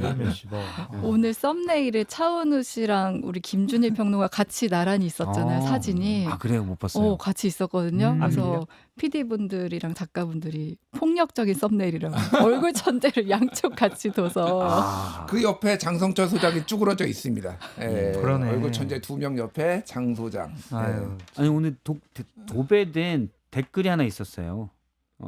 비니님께서 장성철이 차은우보다 얼굴 천재다라고 얘기해 주셨습니다. 물론 탈세험에 대해서는 비판받아야 되지만 차은우 씨를 이런 식으로 얘기하는 건 좀 아닌 것 같아요, 비니님. 예. 그럼요. 네. 알겠습니다. 그럼 본격적으로 좀 얘기를 하도록 하겠습니다. 조태임 기자도 또 우리 같이 한칼 유튜브 토론에서 얘기를 하겠습니다. 한동훈 전 대표 앞서 내일 모레 최고위원회에서 제명 징계를 이제 네. 세 분이 확신을 하시는데 어떻게 보시는지, 이제 한동훈 전 대표는 무엇을 할지. 처음에는 좀 당황했던 것 같아요. 음. 본인 제명 처분한 것에 대해서 뭐 이 정도까지 하겠어. 그냥 대략 뭐 당원권 정지 한 6개월 하겠지. 예. 뭐 이렇게 생각을 했는데 제명 처분이 딱 나오고 나니까 당황했다가 생각해보니까 너무 화가 나는 거죠. 그러니까 뭐 본인이 사주한 건 아니겠지만 지지자분들이 지난 주말에 모여가지고 장동영 물러나라. 우리 한동훈 살려내라. 그 시위와 집회를 한 거 아니겠어요? 그리고 주위의 분들이 계속 회복에다가 메시지 내는 것을 보면은 상당히 좀 당황하기도 하고 화도 나기도 하고 그런 상황인데 화가 나더라도 말로 그냥 푸는 수밖에 없을 것 같아요. 더 이상 뭐 할 수 있는 게 없어요. 가장 강력한 무기는 자, 내 20명 정도 데리고 나가서 딴 살림 차린다. 그리고 내가 이번 재보궐선거 때 그 당을 기반으로 내가 나가겠다. 그러면은 이제 장동혁 대표나 국민의힘 지도부가 만만하게 보지 못할 텐데 보니까 정성국 의원이 측근이라고 하는데 탈당할 생각이 전혀 없다고 하네. 혼자 뭐 우리가 그냥 짓밟아도 그냥 한동훈, 김종혁 뭐 이런 사람들 뿐이겠네. 그리고 뭐 지금 현재 배지가 아닌 사람들 몇 명이야 뭐 탈당하겠지. 그런다고 한들 뭔 상관이야. 뭔 상관이야. 우리겐 박근혜가 있잖아. 뭐 이런 생각만 하는 것 같아요. 월천님은 어떻게 보시는지. 아니 뭐 한동훈 대표는 당황을 했다는 건 아닌 것 같아요. 했대 처음에. 그런데 했대. 아니, 한 걸로 해주세요. 예. 한 걸로 해줘. 아니, 진짜 알았어요. 왜 그래. 당황했어요. 그런데 그 친한계 사람들이 이제 한동훈 대표에 대한 징계가 어떻게 나올까를 얘기를 했는데 뭐 당원권 6개월, 뭐 2년, 뭐 탈당 권유 막 했을 때 한동훈 대표는 계속 쟤들은 나 제명할 거야. 이렇게 얘기를 했다라는 거예요. 그러니까 제명을 어느 정도 생각을 하고 있다. 예. 했었다라는 거라서 그렇게 크게 당황하는 것 같지는 않은데 지금 좀 깝깝하죠, 사실은. 저는 이제 한동훈 대표가 시험대에 올랐다고 보고 이 징계 조치가 길게 보면은 한동훈이라는 정치인의 서사를 만들어주는 것도 있다고 봐요. 그러니까 어느 정치인인들 서사가 없겠습니까? 그러니까 본인이 시련이나 이런 거를 뚫어내고 본인이 이제 성장을 해야 되는 상황이죠. 그러니까 한동훈이라는 정치인이 결국은 오랫동안 검사 생활을 했고 법무부 장관하고 비대위원장하고 이거는 본인이 굉장히 똑똑하고 잘난 것도 있지만은 예. 권력의 힘을 어느 정도는 받았다고밖에 볼 수 없어요. 그 부분은. 그 이후에 당대표는 이제 본인이 자력으로 63%를 얻기는 했지만은 그 이전에 약간의 후광도 있었다라고 보면은 이제는 본인이 이제 정치력으로 뭔가를 다 입증해야 되는 시기가 왔다. 뭐 저는 그렇게 봅니다. 그래서 계속 이제 뭐 탈당 안 하는 다른 사람들이 탈당 안 하는 문제를 지적하시는데 예. 장 소장님 반한입니까? 전 친한입니다. 예? 아니 왜 지금 저보고만 한 달이래요. 제가 말씀드렸잖아요. 어떤 상황이든 지방선거를 앞두고 집단 탈당을 해가지고 당을 차린 역사가 없어요. 대한민국에. 지방선거는 그러니까 뭐 재보궐도 있긴 한데 지방선거는 계기의 모멘텀이 아니다. 그래서 총선이 됐든 대선이 됐든 그런 상황에서 탈당을 해서 당을 만든 게 있었고 보수 정당에서는 특히 이제 예를 들면은 과거에 이제 2008년에 친박연대라든지 예. 막 이런 게 있으면은 강력한 리더십을 가진 그 이제 정치인을 후광으로 삼아가지고 이를테면 선거를 치르거나 그런 정도인 게 있었거든요. 한동훈 대표가 그 정도는 지금 뭐 솔직히 그때 선거의 여왕 박근혜에는 못 미친다. 제가 보기에는. 그리고 사실 지역적 예. 기반이 좀 있으면 예를 들어서 뭐 그 당시에 친박연대도 맞아요. 대구 경북 지역으로 그런 게 있는데 한동훈 전 대표의 지지층은 많지만 사실 전국에 조금씩 있어가지고 특정 지역에서 뭐 어떤 되거나 그러기는 또 쉽지 않은 그런 게 있는 그래서 것 같아요. 계속 이제 장 소장님이 방송에서 말씀하시는 게 무소속으로 한번 뚫어봐라 이거를 계속 얘기를 하거든요. 뭐 정무적 판단이지만은 결국은 그게 지금은 필요한 시점으로 내몰리고 있다. 저는 그렇게 봐요. 그러니까 왜냐하면은 선거를 본인이 치러본 적이 한 번도 없습니다. 그래서 그거에 대해서 사람들이 그러니까 그 정치력에 대해서 조금 이제 의문점, 물음표를 보이신 분들이 많거든요. 본인이 뚫어낸다라고 하면은 그러면 정말로 한동훈은 이제 인정할 수밖에 없는 상황이 오지 않을까 그렇게 봐요. 알겠습니다. 조태임 기자 볼 때는 어떻습니까? 지금 나온 얘기가 한동훈 전 대표가 2월 8일 날 네. 잠실에서 토크 콘서트를 연다고 합니다. 네, 오. 토크 콘서트 체육관에서 연다고 하는데 예. 잠시 실내체육관에서 2월 8일 일요일에 연다고 해요. 근데 한동훈 전 대표의 이제 강점은 이런 좀 팬덤이라고 할 수 지금 있는데 화면에 나옵니다. 토크 콘서트 포스터가 나오는데 2월 8일 날 실내체육관에서 근데 이제 그 당내 사람들이 얘기하는 건 한동훈 전 대표 이제 인기도 많고 하지만 그게 이제 강하진 않다는 거예요. 그러니까 로열티가 엄청 강하지 않다. 그러니까 그게 그 한동훈 전 대표를 좋아하는 것과 당에서 힘을 발휘하는 건 좀 다르다 이런 얘기를 하더라고요. 그래서 어떻게 보면 한동훈 전 대표 지금 출구가 뭐냐, 한동훈 대표 다음 길이 뭐냐에 대해서는 사실 이제 뾰족한 수가 지금 없는 상황이긴 하잖아요. 그래서 어떤 분들은 지방선거 어차피 국민의힘 상황이 안 좋아지면 그 이후를 좀 도모해야 된다. 그래서 김준일 평론가 얘기하신 것처럼 좀 한동훈 전 대표 그런 서사가 없는 게 좀 약점이다 이런 얘기도 들었거든요. 그래서 좀 그렇게 그 정치적 역량을 쌓아가고 좀 밖에서 고생하는 모습도 보여서 이렇게 좀 당원들한테도 좀 소구력을 갖고 이런 시간이 좀 필요하지 않겠나 이런 얘기들을 하더라고요. 그래서 한동훈 전 대표 지지자들이나 한동훈 전 대표 입장에서는 지금 좀 힘든 시기긴 한데 이런 게 오히려 나중에 전화위복이 되는 경우가 정치권에서 정말 많잖아요. 그래서 이런 거 좀 잘 이겨나가야 되지 않을까 싶습니다. 옳으신 말씀이에요. 네? 옳으신 옳으신 말씀이라고 말씀이네요. 주태인 기자님이 잘 정리하시고 분석을 해주셨는데 그게 결과론적인 해석이 될 수가 있어요. 핍박받는 이미지가 나의 정치적인 단련에 도움이 된다. 향후 정치적인 행보에 더욱더 활로를 열어준다. 그러려면은 결과론적으로 성과가 있어야 돼. 성과가 있어야 예를 된다. 들면 제명당했어 이번에. 예, 근데 6월달에 재보궐선거 지역에 나갔어. 나갔어. 안 됐어. 떨어졌어. 아니면은 제가 뭐 당의 승리를 위해서 이번에 재보궐선거 안 나가겠습니다. 이렇게 해버려요. 그러면은 2027년에 4월달에 재보궐선거 아니면 2028년도 이제 총선이 총선 있잖아요. 그러면은 할 일이 없는 거야. 이번에 그냥 재보궐선거 때 뭔가를 안 하면은 그럼 계속 이제 매달 저 토크 콘서트 하고 다녀야 되는 거예요. 예.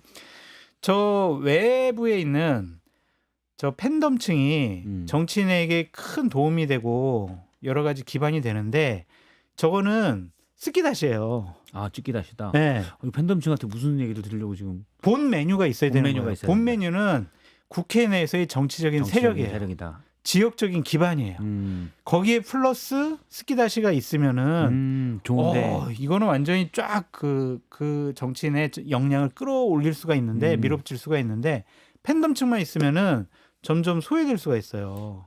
아니면은 더욱더 견제를 많이 할 수 있는 거죠. 거기에 걸맞는 자리가 있어야 된다는 얘기네요. 그렇죠. 그래서 한동훈 대표께서 이번에 어떠한 어려움이 있더라도 6월달에 재보궐선거가 열리면은 꼭 나가서 나가라. 무소속으로 배지를 달고 돌아오셔야 저 강력한 팬덤층 저런 분들과 본인의 배지 그리고 국회 내에서의 20석의 세력 그리고 어느 지역인지 모르겠지만 나가서 배지를 단다면 그 지역은 한동훈 대표에게 정치적 기반이 될 수 있거든요.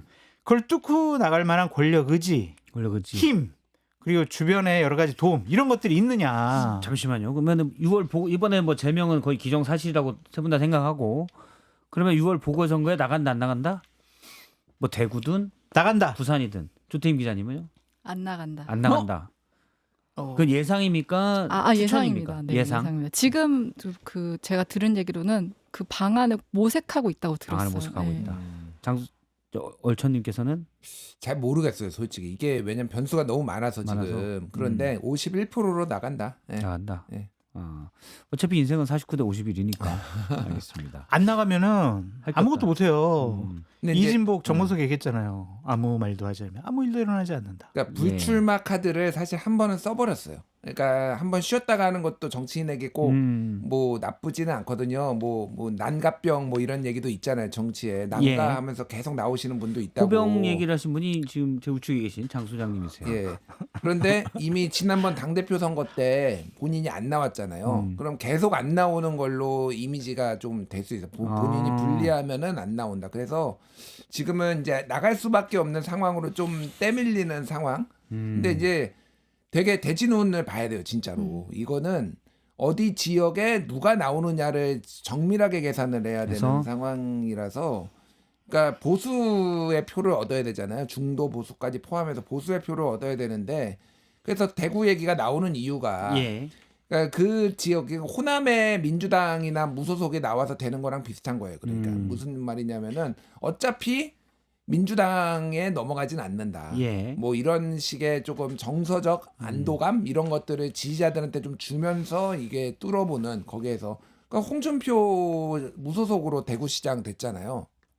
맞아요. 예전에 22년. 그렇죠. 22년에 무소속으로 대구 지방선거 경북에서만 가능했던 일이죠. 사실 무소속으로 되는 게 국민의힘 인사들이. 그러니까요. 그래서 뭐 그게 불가능하지는 좀 않다고 보는데 이제 누가 나오느냐 너무 거물이 막 보궐선거에 다 나와 버리면은 그것도 쉽지 않은 상황이에요. 그때는 사실 그때 이름을 까먹었는데 대구시장 나오신 분이 국힘 그 공천 받은 분이 완전 약체였어요 그때. 뭐 그랬었던 것 같아요. 그래서 전국적 인지도가 있는 분은 아니어서. 알겠습니다. 지금 그러면 나간다 분명히 잘 모르겠지만 나갈 거다. 안 나갈 거다. 세 분 얘기만 들으면 지금 나갈지 안 나갈지 모르겠어요. 어떻게 생각하세요? 저는 지역에 따라서 대구에 만약 자리가 있으면 나갈 것 같아요. 부산은 어때요? 부산은 뭐 분석을 좀 하겠죠. 나 여기에 나가면 될 거냐 안 될 거냐. 왜냐면 만약에 나가서 안 되면 이것도 모양 구기는 거고. 대구도 지역별로 좀 다를 것 같아요. 그래요? 예를 들면 달서와 또 아니면은 이 수성. 이 지역적으로도 상당히 좀 편차가 있잖아요. 거기도 되게 고민될 것 같은데 한동훈 대표께 드리고 싶은 말씀은 큰 정치인은 계산하면 안 돼요. 결단하시면 되는 거예요. 결단하시면은 참모들이 계산을 합니다. 이길 수 있는 방법을 연구를 합니다. 그러니까 사령관이나 대통령 큰 비전 제시하고 나가야 될 방향 그 화두 던지는 거지. 본인이 막 계산해가지고 내가 나가면 여기가 될까 안 될까 안 되면 어떡하지. 이게 여론조사 해보니까 안 될 가능성이 높은데 그거를 뚫고 나가야 큰 정치 지도자가 되는 거죠. 예. 그래서 용기를 내시고 싸워라. 나와라. 그래야 정치적인 기반과 2030년에 대통령 선거에 도전할 만한 기반이 생긴다. 그렇게 두려워하지 마시라. 그렇게 말씀드려요. 알겠습니다. 요런 건 어때요? 만약에 이제 대구에서 나가는데 이게 4월 말까지 자리가 비어야 6월 지방선거에 같이 보고를 4월 하잖아요. 30일. 4월 30일. 그런데 현역 의원들 경우는 5월 초에도 물러나도 돼요. 맞아요. 그러면 이제 국민의힘 인사들은 혹시 그럴 경우를 방지하기 위해서 5월 4일까지로 제가 알고 있는데 한 달 전이니까 현역 의원들이 방지하기 위해서 그때까지 의원직 사퇴를 안 하고 있으면 또 자리가 없어요. 맞아요. 그럴 수도 있죠. 그럴 수도 있죠. 그러니까 그 계산하지 말라고. 그럼 뭐 벌어지면 그때 나가면 되고 네. 참모들이 체계적으로 준비해가지고 음, 여러 가지로 나가냐 안 나가냐부터 시작을 해서 나갔을 때 어디 나가냐 예. 뭐 그런 변수들은 참모들의 몫이죠. 참모들의 몫이다. 네. 리더는 큰 정치하세요. 큰 정치하겠다는 분들은 계산하지 마라. 계산기는 저쪽 던져버려라. 맞습니다. 이게 장성철 소장님의 조언. 제언이었습니다. 그럼 국민의힘을 좀 보도록 할게요. 한동훈 전 대표에 대한 지지층이 분명히 국민의힘 지지층 내부에 있고 만약에 제명이 되면 지방선거에 타격이 크지 않을까요? 이분들이 아예 투표를 안 나올 가능성이 높잖아요. 어렵죠. 선거 전망은 어렵고요. 그냥 데이터상으로 봐도 계속 말씀드렸지만은 예전에도 대통령 선거 치러진 1년 안에 대통령 선거 이후 1년 안에 치러진 선거에 예. 야당이 이긴 역사가 없습니다. 음. 그러니까 얼마나 선전하느냐. 그러니까 여당이 완전 대승하느냐 아니면은 적당히 이기느냐 뭐 이 정도예요. 그게 이제 2018년 지방선거 같은 경우에는 완전 TK 대구 경북을 빼놓고는 다 이겼잖아요. 그러니까. 그러니까 민주당이 다 이겼어요. 그래서 17개 중에 15개를 가져갔어요.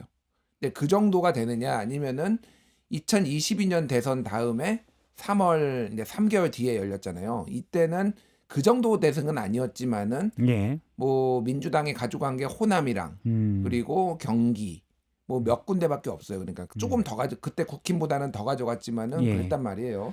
그때 뭐 광주 전남북 플러스 경기 이렇게 예. 뭐 그 정도기 때문에 쉽지 않은 선거가 될 거고 이재명 대통령의 정치력이 원래도 저는 잘할 거라고 봤지만은 생각보다 상상 이상이다 제가 보기에는. 그러니까 집권 여당의 어떤 메리트라고 하면은 각종 정책적 수단을 이제 활용할 수 있는 거잖아요. 예. 그게 정책적 수단이 안 먹힐 때도 많아요. 이게 정권 심판론이 너무 세면은 그러면 정책적 수단이 안 먹히는 게 지난해 총선입니다. 총선 때. 그때 윤석열 대통령도 전국에 돌아다니면서 무슨 간담회 같은 거 막 하고 민생 그랬어요. 토론했었죠. 아무도 관심 없었어요 그때. 뭐 왜 하냐 저거. 빨리 지금 런종섭이나 불러들이고 예. 의대 2,000명이나 조금 해라. 그러니까 그런 이슈들이 다 잡아먹었단 말이에요. 그런데 지금은 대통령이 가서 한마디 지방에서 타운홀 미팅하는 거가 다 기사화되고 거기에 지방 발전에 대한 어떤 욕망들이 다 묻어나고 있어요. 거기에 보면은 거기에 그 대통령이 건드려주고 있고 그러면은 지금은 지역 발전론이 압도할 것 같아요. 제가 보기에는 이번 예. 지방 선거는 지역 발전론이 거의 압도를 하면은 진짜 쉽지 않아요. 제가 보기에는. 예. 조태인 기자 계속 고개를 막 크게 끄덕거렸는데 예. 아니 저도 이제 이재명 대통령의 그런 변화라고 해야 될까? 그러니까 오늘 사실 연구소에서도 원전 관련해서 그렇죠. 준비를 했었는데, 예. 그러니까 대선 전만 해도 원전에 대해서 되게 신중한 태도를 보였었고, 제가 원전업계 얘기를 들었을 때도 이제 큰일 났다. 이재명 대통령 당선되면 이제 우리 되게 많이 쪼그라들 것이다. 이런 얘기를 했었거든요. 예. 근데 지금 반대 상황으로 흘러가고 있잖아요. 그런 유연함이 보수권에서도 이게 좀 먹힌단 말이에요. 그래서 보수 인사한테 들었는데 참 잘한다. 그러니까 얄밉도록 잘한다. 이런 얘기를 얄밉도록 듣긴 잘한다. 했어요. 좀 못해야 네. 야당의 공간이 생기는데 네. 잘한다. 싫은데 잘한다. 이런 얘기를 하긴 하더라고요. 그런 게 일반 이제 표심에는 크게 어느 정도 영향을 미칠 수 있기 때문에 지방선거는 사실 이제 정부 여당 중심으로 치러지는 것 같고, 그리고 이번에 장동혁 대표 단식하는데 이제 그 중단하는 건 결국 이제 박근혜 전 대통령이 끄는 거잖아요. 그래서 이걸 두고서도 이건 결국 TK 중심으로 가겠다는 걸 보여주는 거다. 그러니까 이게 박근혜 전 대통령이 와서 단식 중단하는 게 국민에게 뭔가를 보여주는 게 아니라 당내 그리고 그 극우 보수층에게 주는 메시지가 더 크다는 거예요. 예. 그러니까 이제 결국 지방선거는 TK 중심으로 치러질 게 뻔하다 이렇게 보고 장동혁 대표가 갖고 있는 평소 생각 자체가 중도는 허구다 이런 생각을 갖고 있대요. 그러니까 이게 지방선거를 승리로 이끌다기보다는 본인의 세력을 확보하기 위한 걸로 지금 다 이렇게 돌아가고 있다고 생각하면은 좀 이해가 되더라고요. 그럼 제가 궁금한 게 지방선거 필요 없어. 대구 경북만 이겨도 거기다 뭐 불경 중에 한두 군데 이기면 나는 그냥 계속 그러고 갈 거야라고 보는 건지, 또는 예를 들어서 뭐 서정욱 변호사 같은 분이 그런 얘기를 합니다. 그리고 김민수 최고위원도 그런 얘기를 하는데 어차피 지방선거는 투표율이 낮기 때문에 이렇게 해도 구구지층만 똘똘 뭉쳐도 우리가 이길 수 있어라는 생각을 하는지, 진심으로 무슨 생각을 하는지 약간 궁금해요.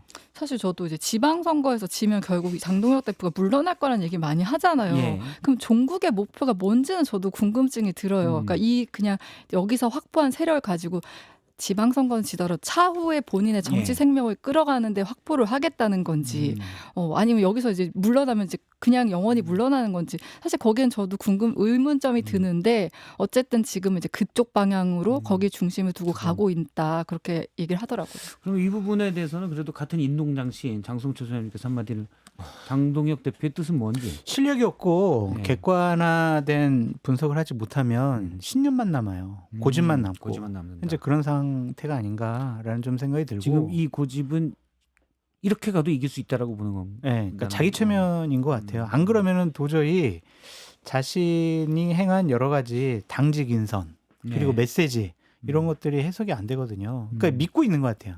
우리끼리 일단 뭉치면은 일단 이긴다라고 생각할 이긴다. 것 같은데, 참고로 이제 서정욱 변호사 이제 제 친구인데 뭐 자주 만나지는 않지만 뭐 통화도 하고 여러 가지 얘기를 많이 나눠요. dum하고 이런 건 아니고 그냥 70년 동갑이어가지고 친구 먹은 거죠. 예, 예. 네. 그 여러 가지 얘기를 또 많이 해요. 예. 그래서 얼마 전에 YTN 방송에서 두 분이 이제 대결. 서정욱이랑 같이 한번 얘기 좀 해봐라. 그 좀 일찍 갔더니 서 변호사가 한 대기실에서 막 떠들고 있더라고.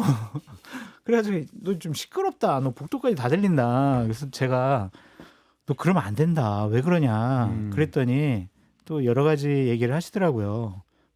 그래서 제가 지금 이런 대기실에서 한 얘기를 방송에서 좀 해라.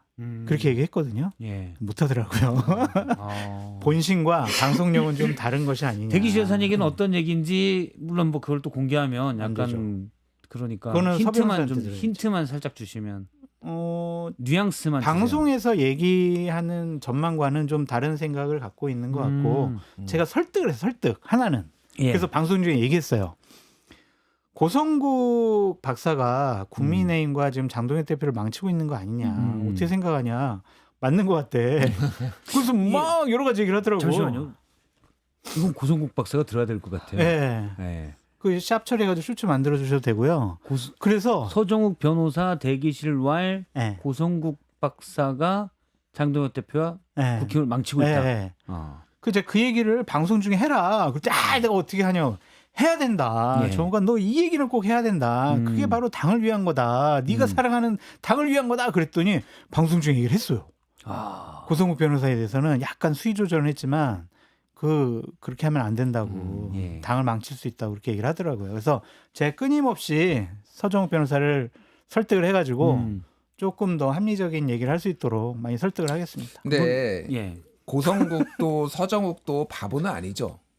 똑똑하신 분들이에요. 그분들. 그렇죠. 예, 뭐 고성국 그 박사는 정치 평론을 한지 뭐 거의 30년이 다 돼가고 그럼요. 예전에 기가 막히게 맞췄다라는 거예요. 진짜로 어느 정도냐면은 의석수를 예를 들면은 거의 한두 석 차이 빼놓고 거의 다 맞추고 예. 원내대표 선거도 누가 될 거다, 누가 몇 표 얻을 거다 이런 것까지 다 맞출 정도로 과거에는 굉장히 분석력이 뛰어난 보수 중에서는 최고다. 예. 이랬는데 이제 이분들은 영업을 하기 시작하면서 그게 다 끝났어요. 그러니까 유튜브 시대로 들어가면서 정확하게는 본인의 이해관계에 맞는 얘기들을 한다. 서적 변호사가 지난번에 무슨 얘기를 했냐면은 경기도지사에 유승민 내보내야 된다라는 거를 본인 방송에서 했을 때요. 서적 예. TV에서 구독자 하루에 1,000명 빠졌대요. 그 얘기하고.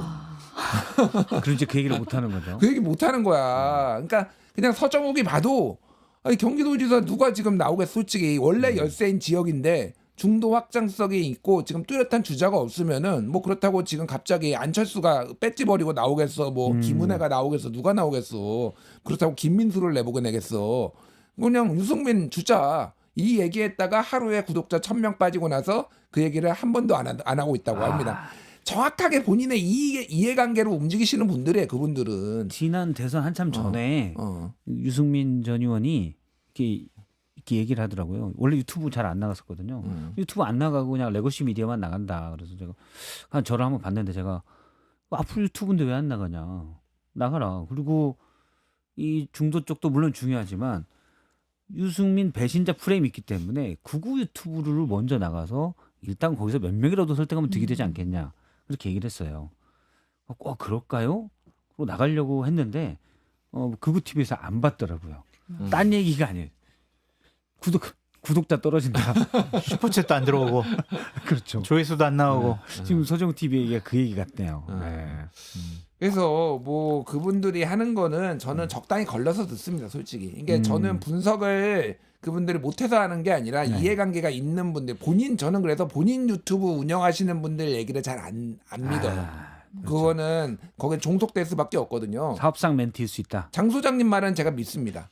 그리고 틀린 얘기를 하시더라도 저는 그 진정성은 믿어요. 제가 틀린 얘기 뭐 했습니까? 반청입니까?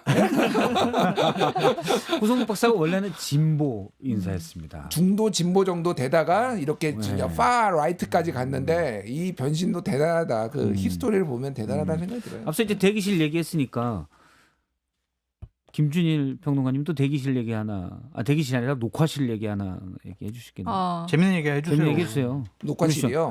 네. 지금 아니, 최근에 예. 장동혁, 한동훈, 강적들에 다 나갔잖아요. 정확하게는 장동혁 대표는 안 나왔고요. 단식 못 중이요. 이게 나가고. 원래 이제 제가 3주 연속 이제 그 TV조선의 강적들이라는 프로그램에 나갔는데 되게 재밌어요, 사실은. 그 방송이 이 4명 정치인 2명하고 김규환 CBS 전 논산실장이 거기 붙박이로 나오고 예. 그리고 그 제자리에 이제 뭐 다른 분들도 나오는데 제가 이제 한 3주 연속 나갔고요. 진중권, 이윤선 두 사람이 이제 진행을 하는데 되게 재밌습니다. 일단 그 방송이.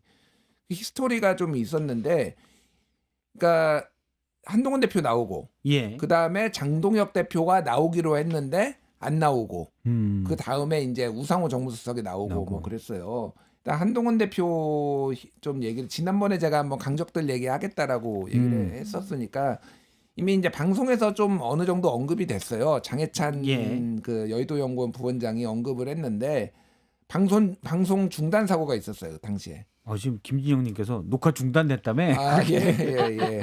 댓글에. 예. 그래서 그 아주 뭐 디테일한 거는 말씀드리기 어렵지만은 이제 대본에 이게 우리가 이런 시사 방송은 특히 이렇게 흘러가는 대로 좀 흘러가잖아요. 완벽하게 대본대로 있는 거라진 않잖아요. 그렇죠. 근데 이제 김규환 CBS 전 논산실장이 이제 한동훈 대표의 언어에 대해서 좀 지적을 했어요. 정치인의 언어가 아니다. 예를 들면은 예전에 경향신문과 인터뷰를 했을 때 그때 개똥 같은 소리 뭐 이런 윤석열이 날 키웠다고 개똥 같은 소리 이렇게 얘기를 하는 게 그게 맞죠. 그게 맞음에도 불구하고 굳이 감정적으로 그렇게 할 필요가 있느냐. 정치인의 언어가 아니다라는 지적을 했는데 그게 녹화가 이제 중단이 됐어요. 이게 대본에 없는 건데 왜 이렇게 하시냐라고 하면서 좀 이제 긴장 관계가 있었고 그걸 이제 장해찬이 이제 그 제작진으로부터 누군가로부터 들어서 그걸 이제 먼저 얘기하고 뭐 그런 상황이 있었어요. 그래서 한 20분 정도 중단이 됐다가 이제 다시 방송이 재개된 게 있었어요. 그래서 한동훈 대표가 좀 굉장히 민감하구나 하나하나에. 그래서 사실 그거를 김규환 실장이 못할 말을 한 것도 아니었거든요. 저도 뭐 비슷한 생각을 했어요. 뭐 개똥 같은 소리 이런 얘기는 이제 굳이 할 언론 필요가 인터뷰에서 있느냐. 그 표현 자체가 좀 거칠다 이거죠. 그러니까 윤석열의 가치 철학에 대해서는 선을 그을 필요가 있고 내란 그 비상계엄에 대해서는 할 필요가 있지만은 굳이 그런 거에 대해서 그렇게 민감하게 할 필요가 있고 그런 거는 새겨들을 필요가 있다라는 건데 얘기로. 한동훈 대표의 에고가 매우 강하다. 라는 생각을 많이 했고요. 그럼에도 불구하고 장점이 많은 정치인이죠. 그러니까 이렇게 또 팬들의 지지도 얻고 있고. 그런데 어쨌든 그런 히스토리가 있었고 예. 근데 갑자기 장동혁 대표가 나온다라는 거예요. 그러니까 이게 한동훈이 나오니까 그때 이제 장동혁 또. 그때 방송에서 있었던 일들이 이제 과거에 한동훈 대표 그리고 장동혁 최고위원 시절의 얘기가 좀 나왔거든요. 예. 그때 당시에 이제 왜 갑자기 장동혁이 이렇게 변했는지 모르겠다 뭐 이런 얘기도 막 하고 그랬단 말이에요. 예. 또 어쨌든 장동혁 대표가 나오기로 TV조선 쪽에서 좀 강력하게 푸시를 했대요. 그러니까 예. 좀 나와달라. 뭐 반론 반박 비슷하게. 꼭 한동훈에 대한 반론이 아니라 워낙 안 나왔어요. 그러니까 예. 유튜브는 다 나가는데 나는데. 어떻게 조선이 뭐 TV조선도 안 나오냐. 그래서 이제 나오기로 했는데 그런데 녹화 하루 전날에 갑자기 단식에 들어갔어요. 그래서 이제 해석들이 분분했죠. 여러 가지 있었지만은 야 이거 녹화하기 싫어가지고 지금 단식한 거 아니야? 아이, 막 특검을 요구하면서 단식했다 그랬잖아요. 설마 네. 녹화하기 싫어서. 그런 해석이 나올 정도로 공교로 왔다. 하루 전날에. 그래서 장동혁 대표는 안 나오고 뭐 그런 상황이 있었다. 예. 풀었으니까 나가겠네요. 단식 그쵸? 풀었으니까. 그러니까 예를 들면은 나는 단식 때문에 나 그거 나가기 싫어서 단식한 거야. 그 논리가 성립이 안 되려면 단식 풀었으니까 이제 나가서 본인 주장을 하시면 되겠죠. 그래서 이제 뭐 당연히 이제- 그러면은 진중권 교수님이 사회를 보잖아요. 진중권 교수가 보죠. 네, 예. 근데 진중권 교수는 이제 한동훈 제명 뭐 이런 거에 대해서 강력히 그리고 이제 지금 국힘 지도부가 너무 극화돼 있다. 신문 칼럼에도 그렇게 많이 얘기를 하시고 있어서 장동혁 대표가 가서 또 대답하기가 난처한 질문들이 있을 수가 있어요. 그래서 제가 조금만 한마디만 더 하면은 후문으로는 장동혁 대표가 안 나오는 이유 중에 하나가 진중권이 있어서 안 나온다라는 얘기가 있었고 와. 한동훈 대표도 오랜만에 나왔는데 예. 한동훈 대표가 그동안에 안 나온 이유는 김규환이 있어서 그렇다. 왜냐하면 김규환 실장이 김건희 여사 문자 익십 이거를 한판 승부에서 맞지, 저 있을 때 같이 예, 했어요. 한판 승부에서 처음 얘기를 했거든요. 예. 그래서 김규환 때문에 못 나가겠다라는 게 있는 거 아니냐. 예. 그래서 그렇게 오랫동안 다들 안 나오고 있었다. 뭐 이런 얘기들이 있어요. 그래서 뭐 모르겠습니다. 뭐 싫어하는 사람도 있고 좋아하는 사람도 있는데 저는 정치인은 그런 거는 싫어하는 사람 앞에 두고 예. 또 얘기 듣고 그런 것도 뭐 필요하다고 생각해요. 제가 장성철 소장님 싫어하지만은 다 듣잖아요. 장 소장님이. 아니 아까 계속 반청이세요?라고. 반청입니까? 어떻게 그렇게 정청래 대표한테 그렇게 야박하게 할 수가 있습니까? 괜찮습니다. 저는 친청입니다. 우리 대학 선배라서 제가 존경하고 그렇구나. 사랑하고. 네. 그 대학이 지금 요즘 뜨고 있는 대학이라고. 네. 제가 하여튼 뭐 비서실장의 네. 여당 대표의 네. 장성철 소장까지 나온 대학이다. 저는 학연 지연을 아주 상당히 소중히 생각합니다. 몇 분이 안 계세요. 그거라도 해야 돼. 중대 이후에 가장 뜨고 있는 대학이라고 지금 소문이 아니, 자자해요. 지금 권력은 다 건국대가 다 잡았어요. 건국대가 다 잡았어요. 정청래, 강훈식, 장성철 지금 삼각편대가 지금 쫙 지금 다 해먹고 있어. 지금 그러네. 정청래, 강훈식, 장성철, 정치권의 삼축이 다 있네. 지금 다 잡아먹고 있어. 근데 왜 우유 안 줘요? 근데 그 두 분밖에 없어요. 네. 장성철 있잖아요. 네. 아니요. 그래서 김준일 평론가님 마지막 말씀에 참 공감이 가는 거예요. 정치인들 싫어하는 사람하고도 손 잡고 대화하고 밥 그렇죠. 먹고 그래가지고 내 편 만들고 그래서 지지세 넓혀가고 그래야지 저 사람은 내가 싫어하는 사람이고 나 옛날에 욕했으니까 내 저 사람 있으면 내 안 가. 이거는 정치할 자격이 없어라고 스스로 얘기하는 거예요. 저는 그럴 수 있어요. 예. 저 싫어하는 사람은 내 방송 평론 같이 못하겠다. 아 진짜 싫어하는 사람하고 근데 잘 만나더라고요. 제가 보니까. 그래요? 네. 난 제가 그래요 항상 2명하고만 붙여주지 마라. 내 2명 제외하고는 내가 누구랑도 두 명이 방송할 수 누구야? 있다. 두 명이고요. 있어요. 네. 그랬는데 정치인들은 그러면 안 되죠. 조팀 기자는 어떻게 보세요 지금? 네. 정치인들 저는 그 말 너무 공감하죠. 네. 근데 정치인들 저는 항상 청문회나 뭐 국회 뭐 이런 상임위 할 때 보면은 싸우면서 항상 존경하는 누구님 이러잖아요. 그렇죠, 그렇죠. 그게 너무 이게 말과 행동이 다르지만 어쨌든 정치인들은 싫어도 앞에서 그냥 좋은 척하고 허허. 그리고 저희 대기실에서 의원님들 이렇게 많이 뵙고 예. 하면은 그 서로 막 앞에선 방금 방송에서 비판했어도 네, 잘 지내시죠 이러면서 다 악수한단 말이에요. 물론 이제 그게 겉과 속이 다를 수는 있지만 정치인은 좀 그런 가면도 좀 필요하지 않나. 예. 얼마 전에 여기 김진애 전 의원님 나오셨잖아요. 그분이 매불쇼 나와가지고 아니 장성철 그 사람은 왜 자꾸 방송에서 부르는 거예요? 장성철 그 사람 부르지 말아요. 그 사람 이상한 사람이에요. 막 예. 이러셨거든. 근데 저는 딱 밖에서 뵙고 아유 의원님 반갑습니다. 밥 한번 사주십시오. 아 반갑게 좀 인사하세요. 막 이러시더라고. 그러는 거예요. 근데 참 마음속에 좀 뭐 앙금이 있다고 하더라도 정치인들 자꾸 만나고 내 편 만들어야죠. 아니, 어떻게 근데 하겠어.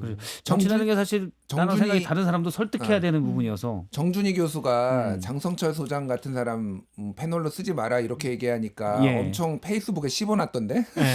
지금 장성철 선생님 그럴 수 페이스북에는 지금 난가 비읍 시옷 유영아. 뭐 의원을 두고 한 얘기도 있고 본인 페이스북은 이렇게 껴안는 페이스북이 아니에요. 아니 그거는 저를 건들면은 제가 이렇게 하는 거고 아. 내용 쭉 보시면은 인간이 되는 법, 뭐 50세에 하지 말아야 될 일 그래, 그런 그래. 것들 많이 올라가 있습니다.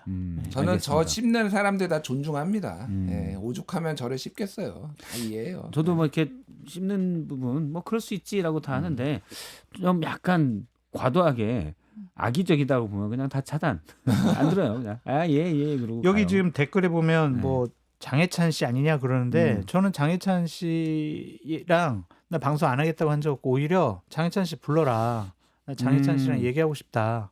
그런 거예요. 그래서 그 장해찬 씨는 아니다. 두 분을 누가 지금 막 얘기를 하시네요. 예. 근데 앞서 이제 바닐라 라떼님께서 댓글 주셨는데 표현이 약간 역겨워서 못 듣겠다. 그래도 레거시 미디어인데 보수 쪽도 한 명 넣어라라고 주셨습니다. 장수양님은 뭡니까? 저 보수예요. 내가 보수다. 내가 보수 보수다. 참칭이에요. 아니 장동영 뭐 저 박근혜 윤석열을 옹호해야 보수입니까? 저야말로 진정한 보수다. 극우를 비판하는 근데 거는 그분들이 구라고 하는 단어도 그렇죠. 좀 이상해요. 이준석 대표가 얘기하더라고요. 극우는 아니다. 극단적인 이분은 주장을 하는 그렇죠. 사람들이라고 네. 전 표현을 자주 그게 하는데 구구지. 구구가 이념적으로 좀 치우쳐 있는 거지 저 사람들은 이념도 없는 것 같아. 그렇지. 그냥 태도가- 권력을 따라가는 사람들. 태도가 극단적이에요. 네. 이념이 으악! 없어. 그냥 감정이지. 근데 제가 어제 그 중앙일보 최훈 대기자가 쓴 그 예. 칼럼을 정말로 좀 이게 잘 읽었어요. 오. 제목이 보수에 베풀지 못한 죄. 이런 칼럼입니다. 그래서 되게 존경받는 분이에요. 최원 예, 훌륭하신 언론인으로서 그렇죠. 굉장히 훌륭하신 분이고 이분이 조목조목 지금 보수 정치의 난맥상에 대해서 얘기를 했는데 내용인 즉슨 뭐냐면은 예전에 박효종 교수가 예. 이제 보수주의 이론가인데 이분이 보수의 이제 죄가를 얘기를 하면서 미래를 내다보지 못한 죄, 지키기만 하고 가꾸지 못한 죄, 자기 성취만 탐닉하고 자기 추월을 못한 죄, 예. 베풀지 못한 죄, 특권을 오남용한 죄를 보수의 5가지 죄악으로 꼽았는데 특히 이제 보수의 베풀지 못한 죄를 얘기를 한 거니까 뭔가를 보수는 사실은 더 포용적이라는 거예요. 원래는. 예. 그렇지. 체제 유지를 그렇죠. 하기 위해서 체제 안정성이 가장 중요한 사람들이기 때문에 과거에는 오히려 뭐 소위 말해서 진보 쪽, 막 운동권 예를 들면 그게 대표적인 게 뭐 김문수 예. 이런 사람들이 영입해가지고 보수의 어떤 이 정당과 이 체제의 안정을 위해서 오히려 그 사람들을 포용하고 이런 역사적 전통이 있는데 지금은 이제 배신자론만 횡행하고 그리고 세대 교체도 안 되고 본인의 기득권만 지키기 위해서 안 된다라는 거예요. 네. 그래서 예를 들면 수치까지 다 얘기를 하더라고요. 민주당 국회의원은 지금 뭐 70년대생, 70년대생 81명, 80년대생 24명, 90년대생 2명. 그래서 의석의 64%가 106명을 젊은 세대로 물갈이를 했는데 70년대생 이후로 예. 그 64%가 그런데 국민의힘은 70년대 이후가 35%라는 거예요. 절반밖에 안 된다는 겁니다. 그러니까 해먹는 사람들이 계속 해먹고 물갈이는 안 되고 새롭게 등장한 사람이 예를 들면 뭐 이준석, 예. 뭐 한동훈 이런 사람들은 다 배신자로 찍어가지고 지금 다 다쳐내고 있고 이 보수 정치의 난맥상에 대해서 조목조목 숫자와 뭐 이런 걸로 다 지적을 했는데 진짜 보수의 뭐 애정을 가지고 정말로 이렇게 하시는 거구나. 저는 이 생각을 많이 했어요. 진짜 맞는 말이거든요.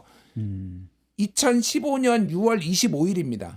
박근혜가 배신의 정치라는 유승민 원내대표를 예. 향해서 배신의 정치라는 딱 얘기를 하고 지금 10년 반이 지났어요. 지금 이 배신의 정치에서 헤어나오지 못하고 있어요. 지금 새로운 배신자를 찾아가지고 계속 온갖 배신자 바이러스가 끊임없이 지금 숙주를 찾아가지고 지금 또 배신자를 만들고 내부에서 지금 제가 예. 그런 표현을 저 좋아하는데 악화가 양화를 구축한다. 그러니까 악화가 양화를 쫓아낸다라는 표현이잖아요. 요게 이제 원래 이제 악화가 나쁜 동전, 옛날에 가짜 화폐 같은 거, 순도가 떨어진 화폐를 동전을 옛날에 얘기했던 건데, 근데 이렇게 악화가 많으면 양화가 정치권에 안 들어와요. 내가 가서 거기서 무슨 부경화를 누리자고. 지금 국민의힘이 앞서 말한 진정한 보수주의자들 이런 부분들이 워낙 판이 이상해지면, 물론 뭐 민주당도 그럴 수가 있죠. 근데 판이 이상해지면 내가 거기서 무슨 부경화를 누리자고 그 진흙탕소에 끼어들어. 안 가요. 그러면 점점 짠맛만 남는 그런 상황이 되는 거죠. 좀 그런 상황이 아닌가. 네, 하여튼 장동혁 대표를 만만하게 볼 수는 없을 것 같아요. 지방선거를 참패를 해서 당대표직을 그만둘 수도 있고 아니면 고집 부려서 그냥 계속 할 수가 있는데 예. 이번에 본인이 그 개혁안 쇄신안 발표를 하면서 제가 유의있게 본 대목이 두 군데거든요. 하나는 중요한 일 있을 때마다 전당원 투표를 하겠다라는 것과 하나는 이번 지방선거 때 후보자 뽑을 때 지역별로 비율을 달리하겠다는 거잖아요. 민심과 예. 당심 비율을. 대구 경북 같은 경우에 본인의 지역적인 기반으로 마련하고 싶어. 그럼 자기 사람을 공천줘야 될 거 아니에요. 아. 근데 찍어서는 못 줘. 그러면은 A라는 사람을 염두에 두고 아. 그 사람에게 유리한 룰을 만드는 거예요. 예. 예를 들면 추경호 전 원내대표를 주고 싶다. 그럼 여긴 우리 강세 지역이니까 음. 당심 90%, 민심 10% 이렇게 해봐요. 그러면 거기는 추경호 전 원내대표가 될 가능성이 막 높아 보이고 조영 원내대표가 조금 약간 좀 힘들 수도 있는 그런 상황들이거든요. 그거 가지고 장난쳐가지고 자기 사람들을 이번 지방선거 때 뭐 당선이 안 되더라도 지역적인 그냥 맹주로 남겨둘 수 있어요. 그러면은 튼튼한 외곽군이 형성이 되는 거거든요. 그래서 저는 장동혁 대표가 상당히 한 25에서 30%의 극단적인 주장을 하는 지지층을 계속 갖고 다니면서 국민의힘과 보수 우파를 망칠 가능성이 높다. 황교안과는 좀 다른 길을 갈 수 있지 않을까 그렇게 생각을 해봅니다. 알겠습니다. 그러면 잠깐 저희가 앞서 이제 좋아요 좀 눌러주십시오. 좋아요. 그거 얘기하려고 그랬어요. 아 그랬어요. 죄송합니다. 고맙습니다. 그러면 이 부분에 대해서는 장 소장님께서 네. 한번 말씀해 주세요. 네, 제가 마음에 안 들더라도 우리 김준일 평론가 얼천이라고 생각하시는 분들, 조태인 기자님 너무나 말씀 차분하게 잘하신다. 우리 특히 박성태 실장님, 와 이제 거의 한 달 됐나요? 아니요, 3주. 3주 됐잖아요. 넘었어요. 3주 됐는데 정말 너무너무 잘한다라고 생각하시는 분, 아니면 조금 더 열심히 해라. 모든 분들 다 좋아요 좀 눌러주십시오. 이게 우리가 약간 그냥 좋아요 눌러주세요. 이게 좀 상투적인 것 같아요. 그럼 뭐라 그래요? 그래서 우리 신용상 객전에서 했던 것처럼 네. 땡겨주세요 이렇게 하니까 확 땡겨지더라고요. 8,000개 넘었어요. 제가 어제 월요일 날 김우식 교수님 하려고 했더니 이게 약간 안 맞아요. 연세도 김우식 교수님 안 계셔서 하는 말인데 연배도 있어가지고 이게 딱 신나지가 않더라고요. 여기 우리 젊은 사람들끼리 네? 젊은 사람들끼리 한번 해봅시다. 젊은 건 맞나요? 아니 김근식 교수님에 비해서 우리가 젊잖아요. 네? 조팀 기자님도 계시고. 네. 저도 그러면- 젊지 않아요. 이제 저희가 하나 둘 셋 하면 땡겨주세요. 좋아요 좀 그러면. 땡겨주세요. 이렇게 가는 겁니다. 조팀 기자님 아시겠죠? 네, 알겠습니다. 네. 자 하나 둘 셋. 좋아요 좀 땡겨주세요. 땡겨. 좋았어요. 다시 한번 하겠습니다. 지금 얼천님께서 약간 어색해하고 왜 계세요. 어색해하세요? 아니 우리 좀 이게 좀 뭔가 질이 낮아 보인다 이거지. 얼굴 천재는 얼천- 조금 이렇게 얼굴로? 너무 경박하게 하면 안 돼서. 예. 아까 저기 창훈우 씨랑 같이 나왔던 사진 좀 띄워주세요. 이분 좀 이렇게 공개적으로 뭔가 비난을 좀 받아야 돼요. 우리 단톡방에 있던데 창훈우 씨랑 얼천 같이 나왔던 사진 좀 부탁드리도록 하겠습니다. 예. 예, 이제 조금있으면 나올 거예요. 다시 한번 일단 하겠습니다. 좋아요가 지금 금세 또 한 7,800개가 늘었어요. 다시 한번 하겠습니다. 하나 둘 셋은 좋아요 좀 이게 박자를 잘 맞춰야 돼요. 네. 줄넘기 같은 거 있잖아요. 단체 줄넘기 같은 거요. 예. 좋아요 좀 땡겨주세요. 예. 아시겠죠? 예. 한번 혼자 해보세요. 알겠습니다. 좋아요 좀 땡겨주세요. 잘하셨어요. 좀 다 같이 하겠습니다. 자, 하나, 둘, 셋. 좋아요 좀 땡겨주세요. 땡겨. 좋습니다. 정유진님이 댓글 남겨주셨는데 네. 장성철 소장님 얼마 전에 일산 자동차 검사소에서 봤어요. 진짜 잘생기셨던데 실물이 더 나으세요. 짱이십니다. 아는 척하려다 그냥 지나갔어요. 다음에 보시면은 아는 척 해주십시오. 감사합니다. 오늘 댓글에서 계속 김준일보다 장성철이 얼굴 천재라고 끊임없이 댓글에 다시는 분들이 있는데 그분은 차단하겠습니다. 커피를 드리는 게 아니라 차단하겠습니다. 그분은. 지금 비니님이에요. 비니님. 장성철이 차은우보다 얼굴 천재. 비니님은 호적 등본을 이쪽으로 제출하시면은 저희가 장성철 소장님과의 연관성을 검증하고 커피 개인정보라서 쿠폰을 드리도록 제출할 수가 하겠습니다. 없습니다. 아 그래요? 개인정보입니다. 비니님께서는 네.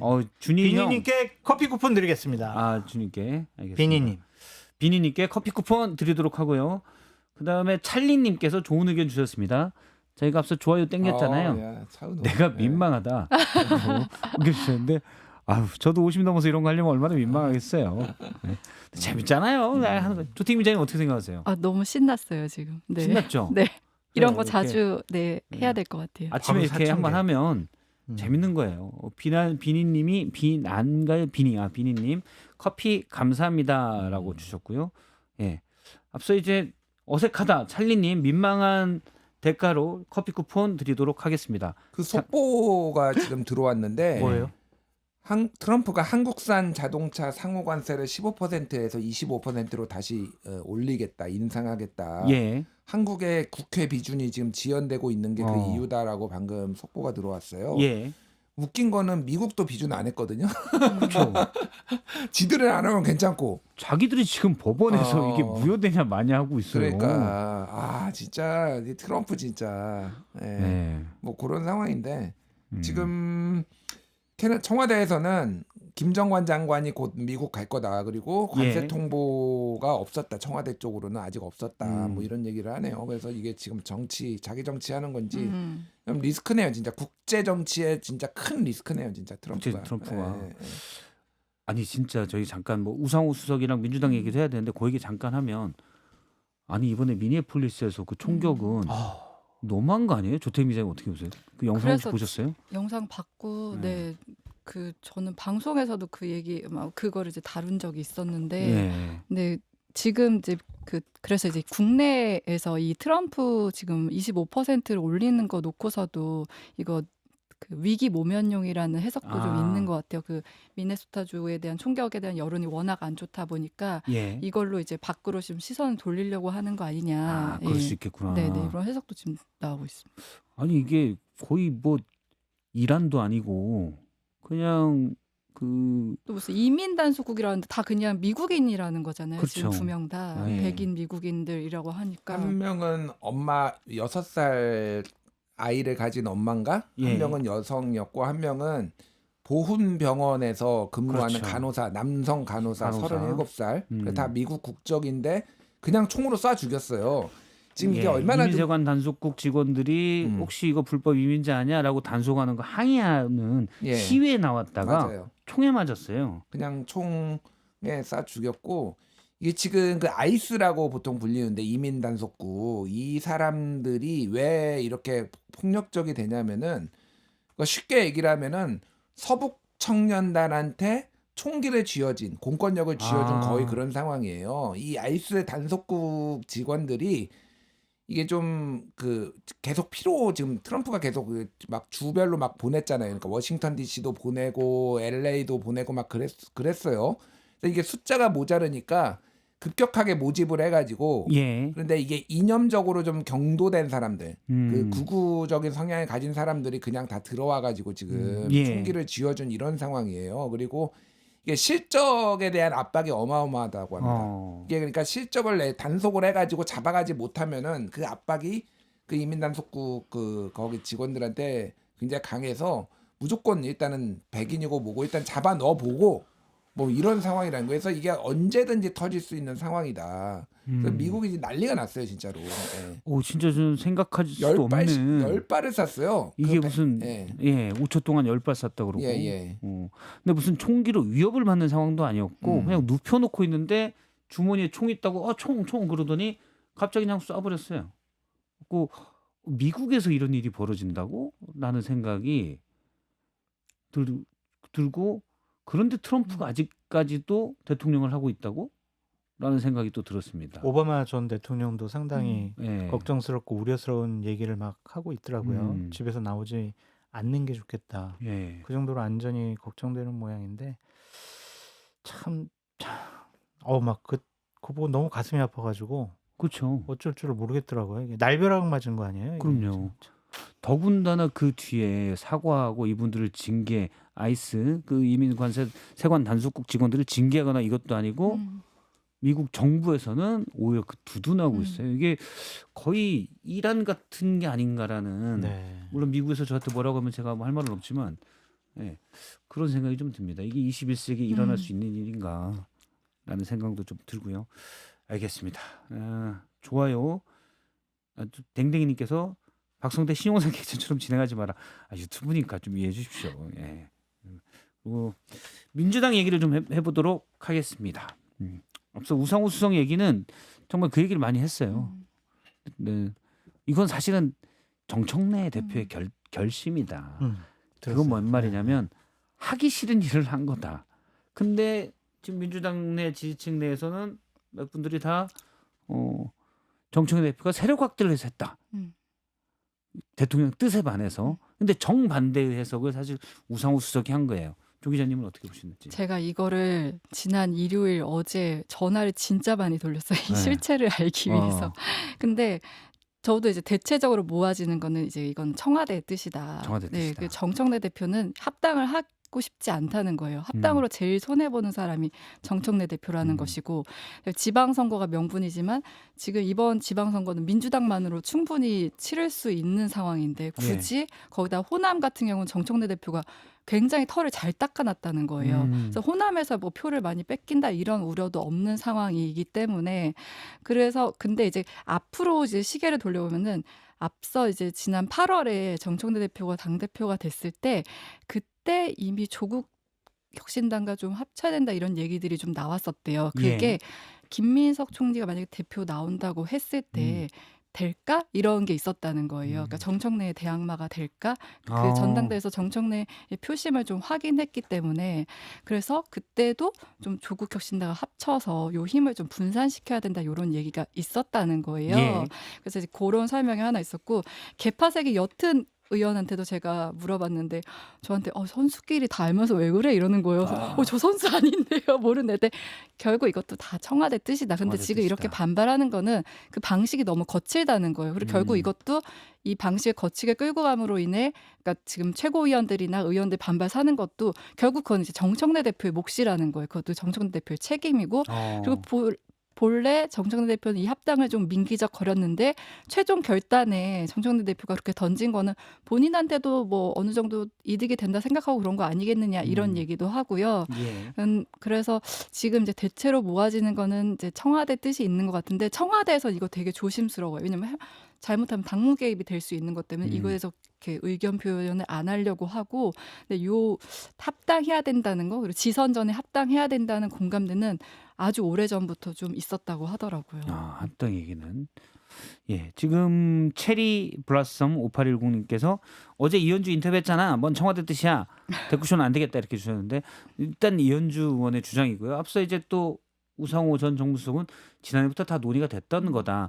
이건 또 우상호 수석의 주장입니다. 물론 이제 반대쪽 의견도 들은 것도 있어요. 이거는 정청래 대표 혼자 뜻이다. 본인한테 뭐 이득 되려고 하는 거야 이런 얘기도 저 듣긴 했는데, 대체적으로 모아진 의견은 이제 좀 그쪽으로 모아져서 이제 전달을 드린 거고요. 네. 정청래 대표는 하기 싫은 걸 했다. 제 손해 날 수 있다. 근데 그렇게 꾸미는 것이 아닌가 그런 생각이 들어요. 당대표를 좀 곤란하게 만드는 것이 지금 이 시점에서 적절한가라는 생각 때문에 좀 변명을 해주는 것이 아닌가. 변명을 해주는 게 아닌가. 그냥 현상을 보게 되면은 그 정청래 대표랑 대통령실은 이 부분에 대해서 얘기는 했던 것 같아요. 느슨하게.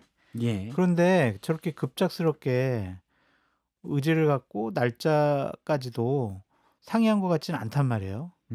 저거는 그냥 정청래 대표가 본인의 정치적인 이해관계, 이해득실, 뭐 정치적 목표를 위해서 갑작스럽게 그냥 통보도 안 하고 그냥 언질 정도만 하고 나서 갑작스럽게 발표한 거 아니냐. 저는 오해받기가 딱 십상 아니냐 그런 생각이 좀 드네요. 십상 아니냐. 네. 왜냐하면 대통령과 가까운 최고위원들과 의원들이 당신 뭐 하는 짓이야! 그러면서 막 삿대질하고 있잖아요. 만약 조태인 기자님 말씀처럼 청와대에서 밀어붙이고 정청래 대표가 꼭두가 씻었다면 그분들이 이 싸움에 참전을 안 해야 돼. 그냥 아. 가만히 입 닫고 있어야 되거든.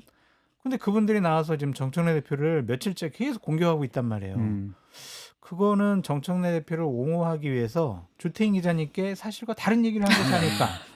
아니 저 제가- 양쪽 얘기 다 다 들었어요? 들었어요. 다 들었고 중도 쪽에 있는 분 얘기도 들었고 했는데 근데 물론 말씀하신 것처럼 그리고 또 공교롭게 지금 김민석 총리 그 여론조사 넣는 것 갖고도 지금 그러니까요. 계속 기싸움이 김어준 있잖아요. 씨와 예. 내 맘이야.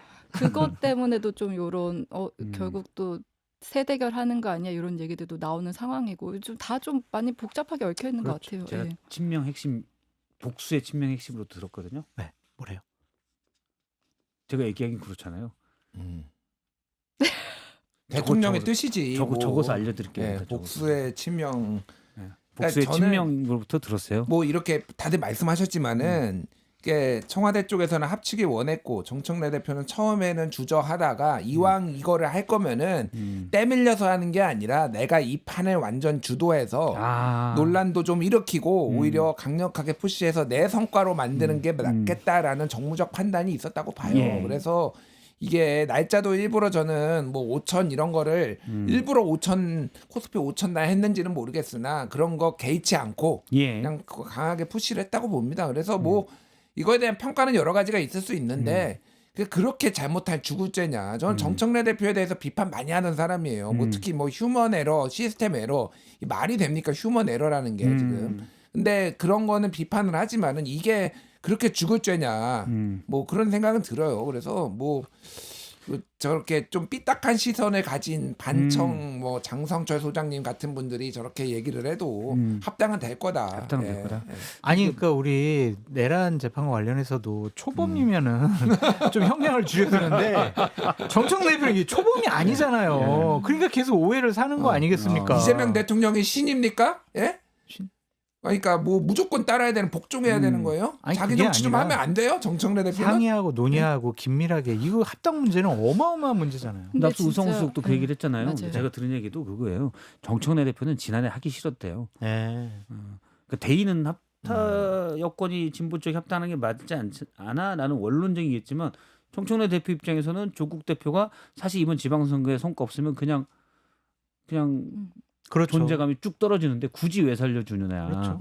그것도 보통의 맞는 말이에요. 대선 경쟁자인데 그러니까 하기 싫었는데 전반적으로 이제 이쪽 저쪽에서 그래도 합쳐야 된다는 목소리가 많아서 실컷 했는데 지금은 네 대표연임 하려고 하는 거지 그런 거 욕먹고 있으니까 근데 분위기가 그 또 완전 방법이 다르더라고요. 좀 거친 거에 대해서는 그 아까 말한 우리 합당해야지 개파색 옅은 의원분 얘기는 합당해야지. 근데 이거 빌드업도 없이 최고위원한테 설명도 없이 이렇게 하는 거 너무 거칠다. 이거 결국 정청래 대표가 책임져야 된다.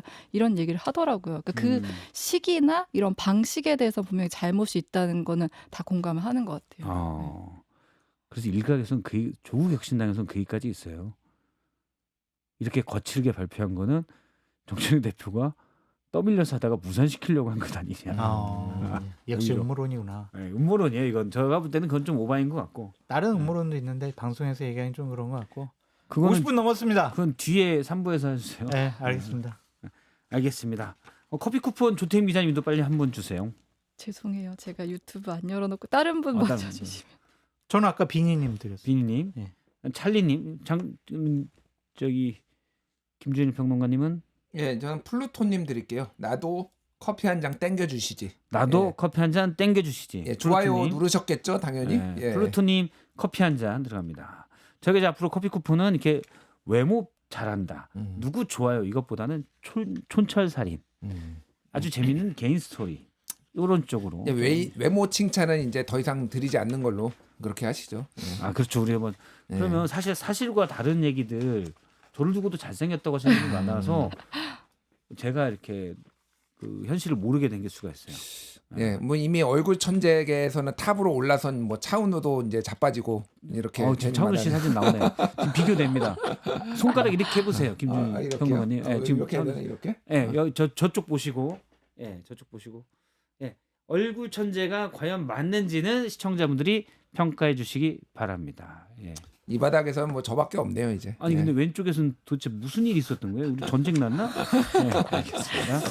저 커피 쿠폰 드려도 돼요? 예, 드리세요. 이태경 0617번님 오늘 댓글쇼 너무 재미났어요. 월요일 정치 맛집보다 원조가 훨 낫네요.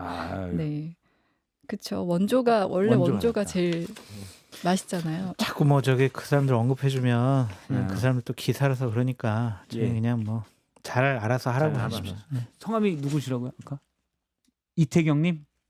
예, 이태경 0617님. 오늘 커피 쿠폰 4분입니다. 네. 비니님, 찰리님, 플루토님, 이태경님 축하드립니다. 노래 나올 뻔했네. 죄송합니다. 저희는 다음 주에 또 뵙도록 하고 뉴스쇼는 내일 아침 뵙도록 하겠습니다. 고맙습니다. 감사합니다. 감사합니다. 감사합니다.